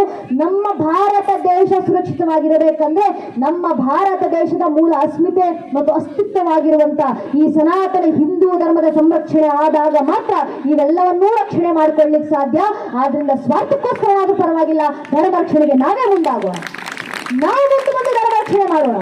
ಹೇಗೆ ಮಾಡ್ತೀರಾ ಧರ್ಮ ರಕ್ಷಣೆ? ಧರ್ಮ ರಕ್ಷಣೆ ಹೇಗಾಗುತ್ತೆ? ಧರ್ಮ ರಕ್ಷಣೆ ಮಾಡಬೇಕಂದ್ರೆ ಇನ್ನೊಬ್ಬರ ಮುಂದೆ ನಿಂತು ಹೋರಾಟ ಮಾಡುವಂತ ಅವಶ್ಯಕತೆ ನಮ್ಗಿಲ್ಲ, ಆ ಪರಿಸ್ಥಿತಿ ನಮ್ಗಿಲ್ಲ. ಆ ಕೆಲಸ ನಮ್ಮ ಪೂರ್ವಿಕರು ಮಾಡಿದ್ದಾರೆ, ಅವರ ಶ್ರಮದ ಪ್ರತಿಫಲ ಧರ್ಮ ಉಳ್ಕೊಂಡು ಬಂದಿದೆ. ಆದ್ರೆ ಈಗ ಉಳಿದಿರುವಂತ ಧರ್ಮವನ್ನು ರಕ್ಷಿಸಿ ಮುಂದಿನ ಪೀಳಿಗೆ ಕೊಡಬೇಕಂದ್ರೆ ನಮ್ಮಲ್ಲಿ ನಾವು ಜಾಗೃತಿ ಮೂಡಿಸಿದ್ರೆ ಸಾಕು.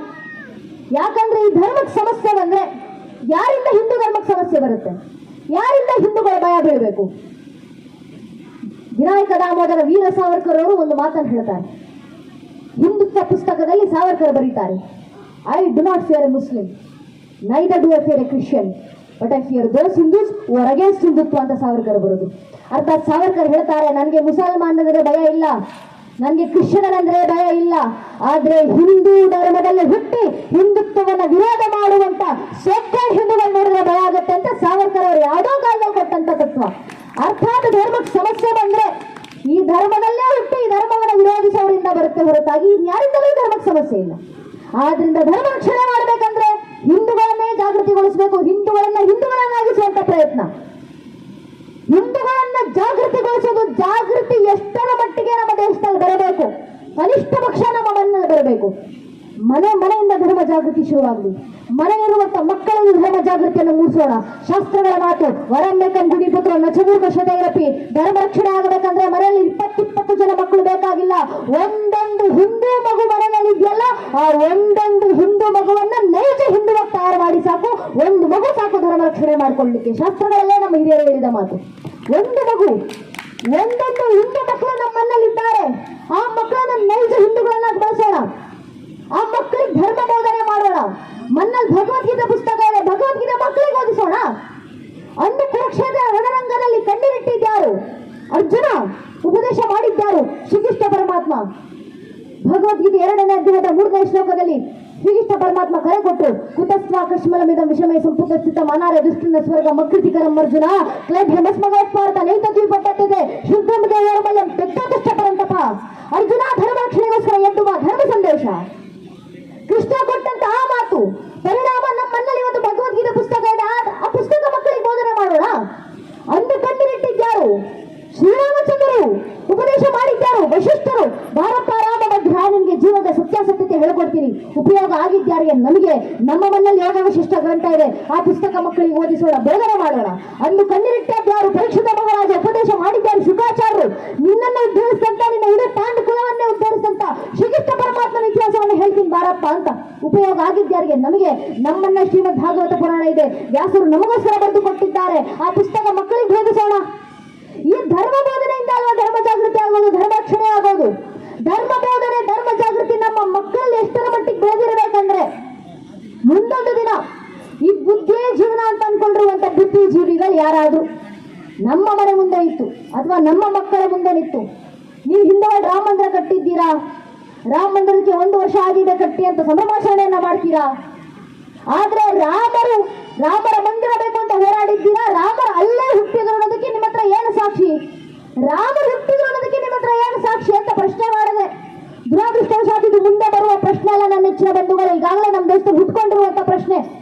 ಕೋರ್ಟ್ನಲ್ಲಿತ್ತು ರಾಮ ಮಂದಿರದ ವಿರುದ್ಧ ವಾದ ಮಾಡ್ತಿದ್ದಂತ ಕಪಿಲ್ ಸಿಬ್ಬಲ್ ಎಂಬ ವಕೀಲರು ಕೋರ್ಟ್ನಲ್ಲಿತ್ತು ಪ್ರಶ್ನೆ ಮಾಡ್ತಾರೆ, ರಾಮರೆಲ್ಲ ಹುಟ್ಟಿದ್ರು ಅನ್ನೋದಕ್ಕೆ ಹಿಂದೂಗಳ ಹತ್ರ ಏನು ಸಾಕ್ಷಿ, ಏನು ಪುರಾವೆ? ನಮ್ ದೌರ್ಭಾಗ್ಯ, ನಮ್ಮ ದೇಶದಲ್ಲಿ ಒಂದು ಜನಾಂಗ ಬೆಳ್ಕೊಂಡಿದೆ, ಬುದ್ಧಿಯೇ ಜೀವನ ಅಂತ ಅನ್ಕೊಂಡಿರುವಂತ ಬುದ್ಧಿಜೀವಿಗಳು. ಅವರಲ್ಲಿ ಕೆಲವೊಂದು ಜನ ಕೇಳ್ತಾರೆ, ನಿಮ್ ರಾಮ ಹುಟ್ಟೇ ಇಲ್ಲ, ನಿಮ್ ರಾಮರ್ ಕಾಲ್ಪನಿಕ, ರಾಮ ಐತಿಹಾಸಿಕ ಪುರುಷ ಅಲ್ಲ ಅಂತ ನಮ್ಮ ಆರಾಧ್ಯ ದೈವ ಮರ್ಯಾದ ಪುರುಷೋತ್ತಮ ಪ್ರಭು ಶ್ರೀರಾಮಚಂದ್ರರ ಅಸ್ತಿತ್ವ ಪ್ರಶ್ನೆ ಚಿಹ್ನೆಯನ್ನು ಹಾಕುವಂತ ಸಾವಿರಾರು ಜನ ನಮ್ಮ ದೇಶದಲ್ಲಿ ಹುಟ್ಕೊಂಡಿದ್ದಾರೆ. ಮೌಢ್ಯ ಬೆಳೀತಾ ಇದೆ ದೇಶದಲ್ಲಿ. ಈ ಮೌಢ್ಯ ತೊಲಗಿಸಬೇಕಂದ್ರೆ ಶ್ರೀರಾಮಚಂದ್ರನು ಎಂಬ ಜ್ಯೋತಿಯ ದೀಪವನ್ನ ಮನೆಯಲ್ಲೂ ಮನಗಳಲ್ಲಿ ಹಚ್ಚುವಂತ ಅವಶ್ಯಕತೆ ಇದೆ. ಆ ಜ್ಯೋತಿ ನಮ್ಮ ಮಕ್ಕಳ ಮನಸ್ಸಲ್ಲಿ ಎಷ್ಟು ಪ್ರಖರವಾಗಿ ಬೆಳಗಬೇಕಂದ್ರೆ ಮುಂದೆ ಈ ಪ್ರಶ್ನೆಗಳು ನಮ್ಮ ಮಕ್ಕಳ ಮುಂದೆ ಯಾರಾದ್ರೂ ಕೇಳಿ, ರಾಮ ಅಸ್ತಿತ್ವಕ್ಕೆ ನಮ್ಮ ಮಕ್ಕಳ ಮುಂದೆ ಯಾರಾದ್ರೂ ಪ್ರಶ್ನೆ ಹಾಕಿದ್ರೆ ನಮ್ಮ ಧರ್ಮದ ಒಂದೊಂದು ಮಗು ಎದೆ ಒಪ್ಪಿಸ್ಕೊಂಡು ತಟ್ಕೊಂಡು ಹೇಳ್ಕೊಳ್ಬೇಕು, ರಾಮ ಅಸ್ತಿತ್ವಕ್ಕೆ ಮಾತ್ರ ಅಲ್ಲಪ್ಪ, ಇಡೀ ಶ್ರೀರಾಮಚಂದ್ರರ ವಂಶ ವೃಕ್ಷದ ಅಸ್ತಿತ್ವಕ್ಕೆ ನಾನು ಸಾಕ್ಷಿಯನ್ನ ಕೊಡಬಲ್ಲೆ. ನಮ್ಮ ಮಕ್ಕಳ ಬಾಯಿಂದ ಬರಬೇಕು ಶ್ರೀರಾಮಚಂದ್ರರ ಆಶೀರ್ವಾದದಿಂದ, ಭಕ್ತಾಗ್ರಡೆಯ ಮಾರುತಿ ಆಶೀರ್ವಾದದಿಂದ. ಮೊದಲಿಗೆ ಬಂದದ್ದು ಶ್ರೀಹರಿಯ ಮಗ ಬ್ರಹ್ಮನ ಮಗ ಮರೀಚಿ ಮಗ ಕಶ್ಯಪನ ಮಗ ಸೂರ್ಯನ ಮಗ ಮನುವಿನ ಮಗ ಇಕ್ಷ್ವಾಕುವಿನ ಮಗ ಕುಕ್ಷಿಯ ಮಗ ವಿಕುಕ್ಷ ಮಗ ಬಾಣನ ಮಗ ಅನರಾರಣ್ಯನ ಮಗ ಭೃಗುವಿನ ಮಗ ತುಶಂಕುವಿನ ಮಗ ದುಂಡುಮಾರನ ಮಗ ಮಾಂಧಾತನ ಮಗ ಸುಸಂಧಿಯ ಮಗ ಧ್ರುವಸಂಧ್ಯ ಮಗ ಭರತನ ಮಗ ಅಶ್ವತರ ಮಗ ಸಗರನ ಮಗ ಅಸಮಂಜಸನ ಮಗ ಅಂಶುಮಂತರ ಮಗ ದಿಲೀಪನ ಮಗ ಭಗೀರಥನ ಮಗ ಕುಕುತ್ಸುವಿನ ಮಗ ರಘುವಿನ ಮಗ ಪ್ರಬೃದ್ಧನ ಮಗ ಶುಶಂಕುವಿನ ಮಗ ಸುದರ್ಶನ ಮಗ ಅಗ್ನಿವರ್ಣನ ಮಗ ಶುಕ್ರವೇದನ ಮಗ ಮರುವಿನ ಮಗ ಪ್ರಶೂಷಕನ ಮಗ ಅಂಬರೀಷನ ಮಗ ನಭೂಷನ ಮಗ ಯಾತ ಮಗ ನಾಭಾಗನ ಮಗ ಅಜನ ಮಗ ದಶರಥನ ಮಗ ರಘುವಂಶರಾದವ ಪ್ರಭು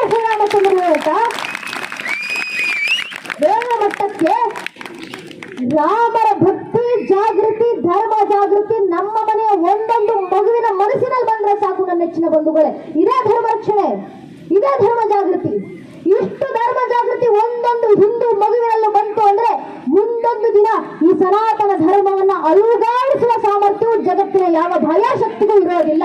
ನಾವು ತೊಡಬೇಕಾದ ಸಂಕಲ್ಪ ಇಷ್ಟು. ಆ ಸಂಕಲ್ಪಕ್ಕೆ ಇಡಬೇಕಾಗಿರುವಂತಹ ಮೊಟ್ಟ ಮೊದಲ ಹೆಜ್ಜೆ ಧರ್ಮ ಜಾಗೃತಿ. ಮನೆಯಿಂದ ಧರ್ಮ ಜಾಗೃತಿ ಶುರುವಾಗುವುದು. ರಾಮರಿಗೆ ಜಯವನ್ನ ತಂದುಕೊಟ್ಟಿದ್ದೀವಿ, ಮಂದಿರದಲ್ಲಿ ಮಾತ್ರವಲ್ಲ, ಮನೆಗಳಲ್ಲಿ ರಾಮರಿಗೆ ಜಯವನ್ನ ತಂದುಕೊಡುವಂತ ಕೆಲಸ ಮಾಡಿದ್ರೆ ಸಾಕು, ರಾಮರು ಧರ್ಮಕ್ಕೆ ಜಯವನ್ನ ತಂದುಕೊಡ್ತಾರೆ. ಯಾಕೆ ಜಾಗೃತಿ ತರಬೇಕು, ಯಾಕೆ ಧರ್ಮ ರಕ್ಷಣೆ ಕೆಲಸ ಮಾಡಬೇಕಂದ್ರೆ ಕಾರಣ ಇಷ್ಟೇ. ನಮ್ಮ ಪೂರ್ವಿಕರು ಸಾವಿರಾರು ನಂಬಿಕೆಗಳನ್ನು ಇಟ್ಟಿದ್ದಾರೆ ನಮ್ಮ ಮೇಲೆ. ಈ ಧರ್ಮವನ್ನು ಇಷ್ಟು ವರ್ಷಗಳ ಕಾಲ ಏನು ಕೂರಿಸಿಕೊಂಡು ಬಂದಿದ್ದಾರೆ ಅಂದ್ರೆ ಒಂದು ನಂಬಿಕೆ. ಯಾವ ಭಾವಿ ಪೀಳಿಗೆ ಉತ್ಕರ್ಷವರೆಗೆ ಭರತ ವರ್ಷ ಮತ್ತೊಮ್ಮೆ ಭವ್ಯವಾಗಿ ಮೈತಳೆಯಬೇಕಾಗಿದೆಯೋ ಆ ಭಾವಿ ಪೀಳಿಗೆ ನಾವುಗಳೇ. ನಮ್ಮ ಮೇಲೆ ನಮ್ಮ ಪೂರ್ವಿಕರು ನಂಬಿಕೆ ಇಟ್ಟಿದ್ದು ಮುಂದಿನ ಪೀಳಿಗೆ ಬರುತ್ತಪ್ಪ, ಆ ಪೀಳಿಗೆ ಧರ್ಮ ರಕ್ಷಣೆ ಮಾಡಿಕೊಳ್ಳುತ್ತೆ, ತನ್ನ ಹಿಂದೂ ಅಂತ ಹೆಮ್ಮೆಯಿಂದ ಹೇಳ್ಕೊಂಡು ತಿರುಗಾಡುತ್ತೆ. ಇಷ್ಟೆಲ್ಲ ಶ್ರಮ ಪಟ್ಟು ಯಾವ ಕಾರಣಕ್ಕೋಸ್ಕರ ಈ ಧರ್ಮ ಉಳಿಸೋದು ಸಾಮಾನ್ಯವ ನಮ್ಮ ಪೂರ್ವಿಕರಿಗಾಗಿದ್ದು. ಈ ಧರ್ಮ ನಾಶ ಮಾಡಬೇಕು, ನಮ್ಮ ಮಠಮಂದಿರಗಳ ನಾಶ ಮಾಡಬೇಕು, ನಮ್ಮ ಸನಾತನ ಸಂತ ಪರಂಪರೆ ನಾಶ ಮಾಡಬೇಕಂತ ಇದೇ ಹಿಂದೂ ಧರ್ಮದ ಮೇಲೆ 1,000ಕ್ಕೂ ಹೆಚ್ಚು ವರ್ಷ ನಿರಂತರ ದಾಳಿಯಾಗಿದೆ. 1,000ಕ್ಕೂ ಹೆಚ್ಚು ವರ್ಷ ದಾಳಿ ಏನು ಅಂತ ನಾವು ಅಂದುಕೊಂಡ್ರೆ ಒಮ್ಮೆ ಇತಿಹಾಸದ ಪುಟಗಳನ್ನು ತಿರುಗಿ ಹಾಕಿ ನೋಡಿದಾಗ ನಮ್ಗೆ ಅರ್ಥ ಆಗುತ್ತೆ. ಇದೇ ಜಗತ್ತಿನಲ್ಲಿ ಪ್ರಾಚೀನ ಅಂತ ಕರೆಸ್ಕೊಂಡ 35 ಜನಾಂಗಗಳಿದ್ವು. ಎಲ್ಲವೂ ಆ ಪ್ರಾಚೀನ ಜನಾಂಗಗಳು. ಎಲ್ಲವೂ ಜಗತ್ತಿನ ಮುಂದೆ ಪಿರಮಿಡ್ಗಳನ್ನು ಕಟ್ಟಿ ಮೆರೆದಂತ ಈಜಿಪ್ಷಿಯನ್ ಜನಾಂಗ, ಎಲ್ಲವೂ ಜಗತ್ತನ್ನು ಆಳಲಿಕ್ಕೆ ಬಿಚ್ಚುಗತ್ತಿ ಹಿಡಿದು ಬಂದಂತ ಗ್ರೀಕ್ ಜನಾಂಗ, ಎಲ್ಲವೂ ಜಗತ್ತಿಗೆ ಭಾಷಾಶಾಸ್ತ್ರವನ್ನು ಪರಿಚಯಿಸಿಕೊಟ್ಟಂತ ಪರ್ಷಿಯನ್ ಜನಾಂಗ, ಎಲ್ಲವೂ ಬಾಬಿಲೋನಿಯನ್ ಜನಾಂಗ, ಎಲ್ಲವೂ ಮೆಸೊಪೊಟೇಮಿಯನ್ ಜನಾಂಗ. ಪ್ರಾಚೀನ ಅಂತ ಕರೆಸ್ಕೊಂಡಂತ 35 ಜನಾಂಗಗಳು ತಮ್ಮದೇ ಆದಂತ 10-20 ವರ್ಷಗಳ ಕಾಲದ ಒಂದೇ ಒಂದು ಪರಿಕೆಯ ಜನಾಂಗದ ದಾಳಿಯನ್ನು ತಡೆಯುವಷ್ಟು ಸಾಮರ್ಥ್ಯ ಇಲ್ಲದೆ ಜನಾಂಗದ ಇತಿಹಾಸದ ಪುಟಗಳಿಂದ ಅಳಿಸಿರುವುದು. ಪ್ರಾಚೀನ ಅಂತ ಕರೆಸ್ಕೊಂಡಂತ 35 ಜನಾಂಗಗಳು ಅಲ್ಪಾಯುಗಳಾಗಿ ಕಾಲಗರ್ಭ ಸೇರಿದ್ವು. ನಮ್ಮ ಕಣ್ಣು ಮುಂದೆ ಕಾಣ್ತಾ ಇರುವಂತ 100 ಮತಪಂಥಗಳು ಕಣ್ಣು ಮರೆಯಾದವು. ಆದ್ರೆ ನಮ್ಮ ಸನಾತನ ಹಿಂದೂ ಧರ್ಮದ ಮೇಲೆ 10-20-40 ಅಲ್ಲ, 1,371 ವರ್ಷ ನಿರಂತರ ಸರಣಿ ದಾಳಿಗಳಾಗಿದ್ದಾರೆ. ಈ ದಾಳಿಗಳಲ್ಲಿ ನಮ್ಮ ಮೇಲೆ ದಾಳಿ ಮಾಡಿದ್ರು ಇಷ್ಟು ವರ್ಷ ಒಂದೆರಡು ಜನಾಂಗ ಅಲ್ಲ, ಎಷ್ಟು ಪರಿಚಯ ಜನಾಂಗಗಳು, ಎಷ್ಟು ಪರಿಚಯ ದೇಶಗಳ ದಾಳಿ ಮಾಡಿದ್ರು. ಮೊಘಲರು ಬಂದ್ರು, ತುರ್ಕರು ಬಂದ್ರು, ಅರಬ್ಬರು ಬಂದ್ರು, ಅಫ್ಘಾನರು ಬಂದ್ರು, ಪೋರ್ಚುಗೀಸರು ಬಂದ್ರು, ಡಚ್ಚರು ಬಂದ್ರು, ಫ್ರೆಂಚರು ಬಂದ್ರು, ಇಂಗ್ಲಿಷರು ಬಂದ್ರು, ಶಕರು ಬಂದ್ರು, ಹೂಣರು ಬಂದ್ರು. ಇವರೆಲ್ಲರೂ ಬಂದು ನಮ್ಮ ಮೇಲೆ ದಾಳಿ ಮಾಡಿದ ನಂತರವೂ ಇವತ್ತಿಗೂ ಹಿಂದೂ ಸಮಾಜವಾಗಿ ಜೀವಂತವಾಗಿದೆ. ಹಿಂದೂಗಳಾಗಿ ಬದುಕ್ತಿದ್ವಿ. ಎಷ್ಟು ಶ್ರಮಗಳು, ಒಂದೇ ನನ್ನ ನೆಚ್ಚಿನ ಬಂಧುಗಳೇ. ಇದೇ ಗೋವಾದಲ್ಲಿ ಹಿಂದೂಗಳ ಮೇಲೆ ದಾಳಿ ಆಯಿತು. ಪೋರ್ಚುಗೀಸರ ನಿರಂತರ ದಾಳಿಗಳು, ಹಿಂದೂಗಳನ್ನು ಮತಾಂತರಿಸುವಂತ ಪ್ರಯತ್ನಗಳು. ಆ ದಾಳಿಗಳ ನಡುವೆ ಎಷ್ಟು ಮಠಮಂದಿರಗಳನ್ನು ಕಳ್ಕೊಂಡ್ವಿ ನಾವು, ಎಷ್ಟು ಮನೆತನಗಳು ನಾಶವಾಗಿ ಹೋದವು. ಒಮ್ಮೆ ಯೋಚನೆ ಮಾಡಿ ನನ್ನ ನೆಚ್ಚಿನ ಬಂಧುಗಳು, ಇಷ್ಟೆಲ್ಲ ದಾಳಿಗಳಾದವು ಗೋವಾದಲ್ಲಿ ಅಷ್ಟೆಲ್ಲ ದಾಳಿಗಳಾದ ಸಮಯದಲ್ಲೂ ಕೂಡ ಅಲ್ಲಿದ್ದಂತ ಒಬ್ಬ ಹಿಂದೂ ಮನೆಯಲ್ಲಿದ್ದಂತ ವಜ್ರ ವೈಡೂರ್ಯ ಸಂಪತ್ತನ್ನು ರಕ್ಷಣೆ ಮಾಡ್ಕೊಳ್ಳೋಣ ಯಾರು ಹೋಗ್ಲಿಲ್ಲ. ಸಾವಿರಾರು ದಾಳಿಗಳಾಗ್ತಿದ್ದಂತ ಸಂದರ್ಭದಲ್ಲಿ ಇನ್ನೇನನ್ನ ಸಂಪತ್ತನ್ನು ರಕ್ಷಿಸೋಣ, ಐಶ್ವರ್ಯ ರಕ್ಷಿಸೋಣ ಯಾರು ಹೋಗ್ಲಿಲ್ಲ. ಎಲ್ಲರ ಮನಸ್ಸಿನಲ್ಲಿ ಇದ್ದಿದ್ದು ಒಂದೇ, ಧರ್ಮ ರಕ್ಷಣೆ ಆಗಬೇಕು. ಆ ಧರ್ಮ ರಕ್ಷಣೆ ಆಗಬೇಕು ಅನ್ನೋ ನಿಟ್ಟಿನಲ್ಲಿ ಬೇಕಾದ್ರೆ ಆ ಕ್ಷಣ ನಿಂತು ಒಂದೇ ಒಂದು ಮಾತು, ನನ್ನ ಹಿಂದೂ ಧರ್ಮವನ್ನು ಬಿಟ್ಟು ಮತಾಂತರ ಆಗ್ತಿದ್ದೀನಿ ಅಂತ ಒಂದು ಮಾತನ್ನು ಹೇಳಿದ್ರೆ ಸಾಕಾಗ್ತಿತ್ತು.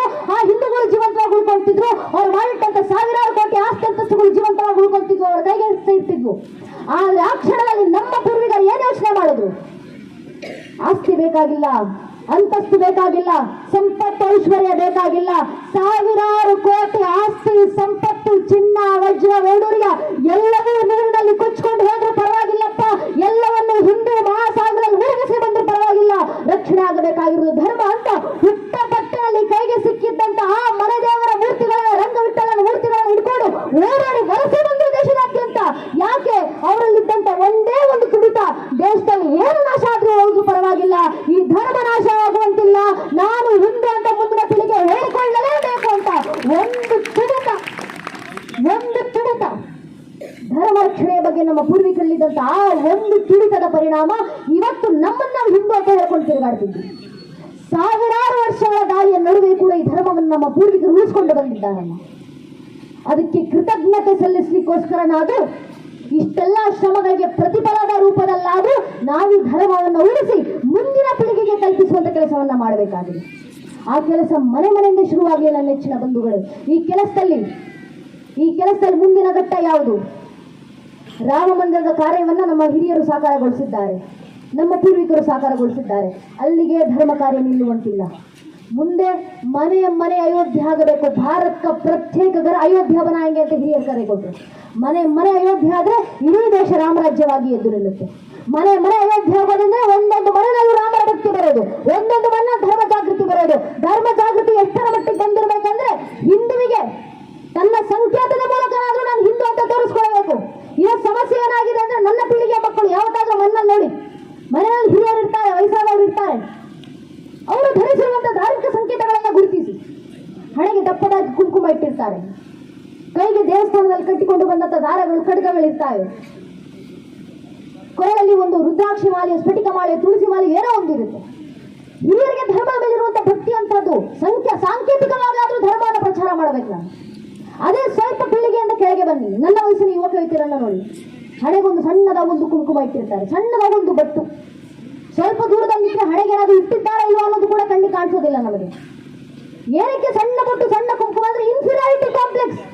ನನ್ನ ಧರ್ಮವನ್ನ ಜಗತ್ತಿನ ಮುಂದೆ ಘಂಟಾಘೋಷವಾಗಿ ಹೇಳ್ಕೊಳ್ಳಿಕ್ಕೆ ಅವಮಾನ ನನ್ನ ಪೀಳಿಗೆ ಅನೇಕ ಯುವಕ ಯುವತಿಯರಿಗೆ. ಇದು ಬೆಂಗಳೂರಿನಂತ ನಗರಗಳಲ್ಲಂತೂ ಅತ್ಯಂತ ಪ್ರಚಲಿತವಾಗಿದೆ. ನಮ್ಮ ಮಕ್ಕಳಿಗೆ ಹೇಳ್ಕೊಡ್ಬೇಕ್ರಿ ನಾವು ಏನಕ್ಕೆ ಧಾರ್ಮಿಕ ಸಂಕೇತಗಳನ್ನ ಧರಿಸಬೇಕು, ಏನಕ್ಕೆ ಹಿಂದೂ ಅಂತ ಹೆಮ್ಮೆಯಿಂದ ಹೇಳ್ಕೊಡ್ಬೇಕು. ನಾವು ಯಾರು, ನಮ್ಮ ಸಂಕೇತ ಯಾವುದು, ನಮ್ಮ ಪರಂಪರೆ ಯಾವುದು? ಹಣೆಗೆ ಕುಂಕುಮ ಇಡಬೇಕು. ಏನಕ್ಕೆ ಹಣೆ ಕುಂಕುಮ ಇಡಬೇಕು?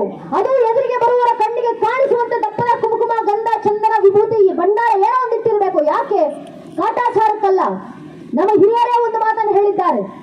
ಮಾರ್ಕಂಡ ಋಷಿಮುನಿಗಳು ಮಾರ್ಕಂಡ ಪುರಾಣಿ ದೇವಿ ಸಪ್ತಶತಿನಲ್ಲಿ ಬರೀತಾರೆ, ಶುಂಭನಿ ಶುಂಭ ಎಂಬ ಇಬ್ಬರು ರಾಕ್ಷಸರು ಜಗನ್ಮಾತೆಯನ್ನು ಕೆಟ್ಟ ದೃಷ್ಟಿಯಿಂದ ನೋಡಿದಂತ ಸಂದರ್ಭದಲ್ಲಿ ತಾಯಿ ಜಗನ್ಮಾತೆ ಕುಪಿತಗೊಂಡು ಶಾಂಭವಿ ಅವತಾರವನ್ನು ತಾಳಿ ನಿಂತು ಶುಂಭನಿ ಶುಂಭ ರಾಕ್ಷಸರ ಸಂಹಾರವನ್ನು ಮಾಡಿ ಆ ರಾಕ್ಷಸರ ರಕ್ತವನ್ನು ತೆಗೆದು ಹಣೆಗಿಟ್ಕೊಂಡಿರುತ್ತೆ. ಆದ್ರೆ ಸಂಕೇತವಾಗಿ ಇವತ್ತಿಗೂ ನಮ್ಮ ಹೆಣ್ಣುಮಕ್ಕಳು ಹಣೆ ಕುಂಕುಮ ಇಡ್ತಾರೆ. ಏನಕ್ಕೆ? ಎದುರಿಗೆ ಬರುವಂತ ಗಂಡಸಿಗೆ ಎಚ್ಚರಿಕೆಯನ್ನ ನೀಡಲಿಕ್ಕೆ. ಒಂದು, ನಿನ್ನನ್ನ ತಾಯಿ ಸ್ಥಾನದಲ್ಲಿಟ್ಟು ಜಗನ್ಮಾತೆ ಸ್ಥಾನದಲ್ಲಿಟ್ಟು ಆರಾಧಿಸು, ಗೌರವಿಸು.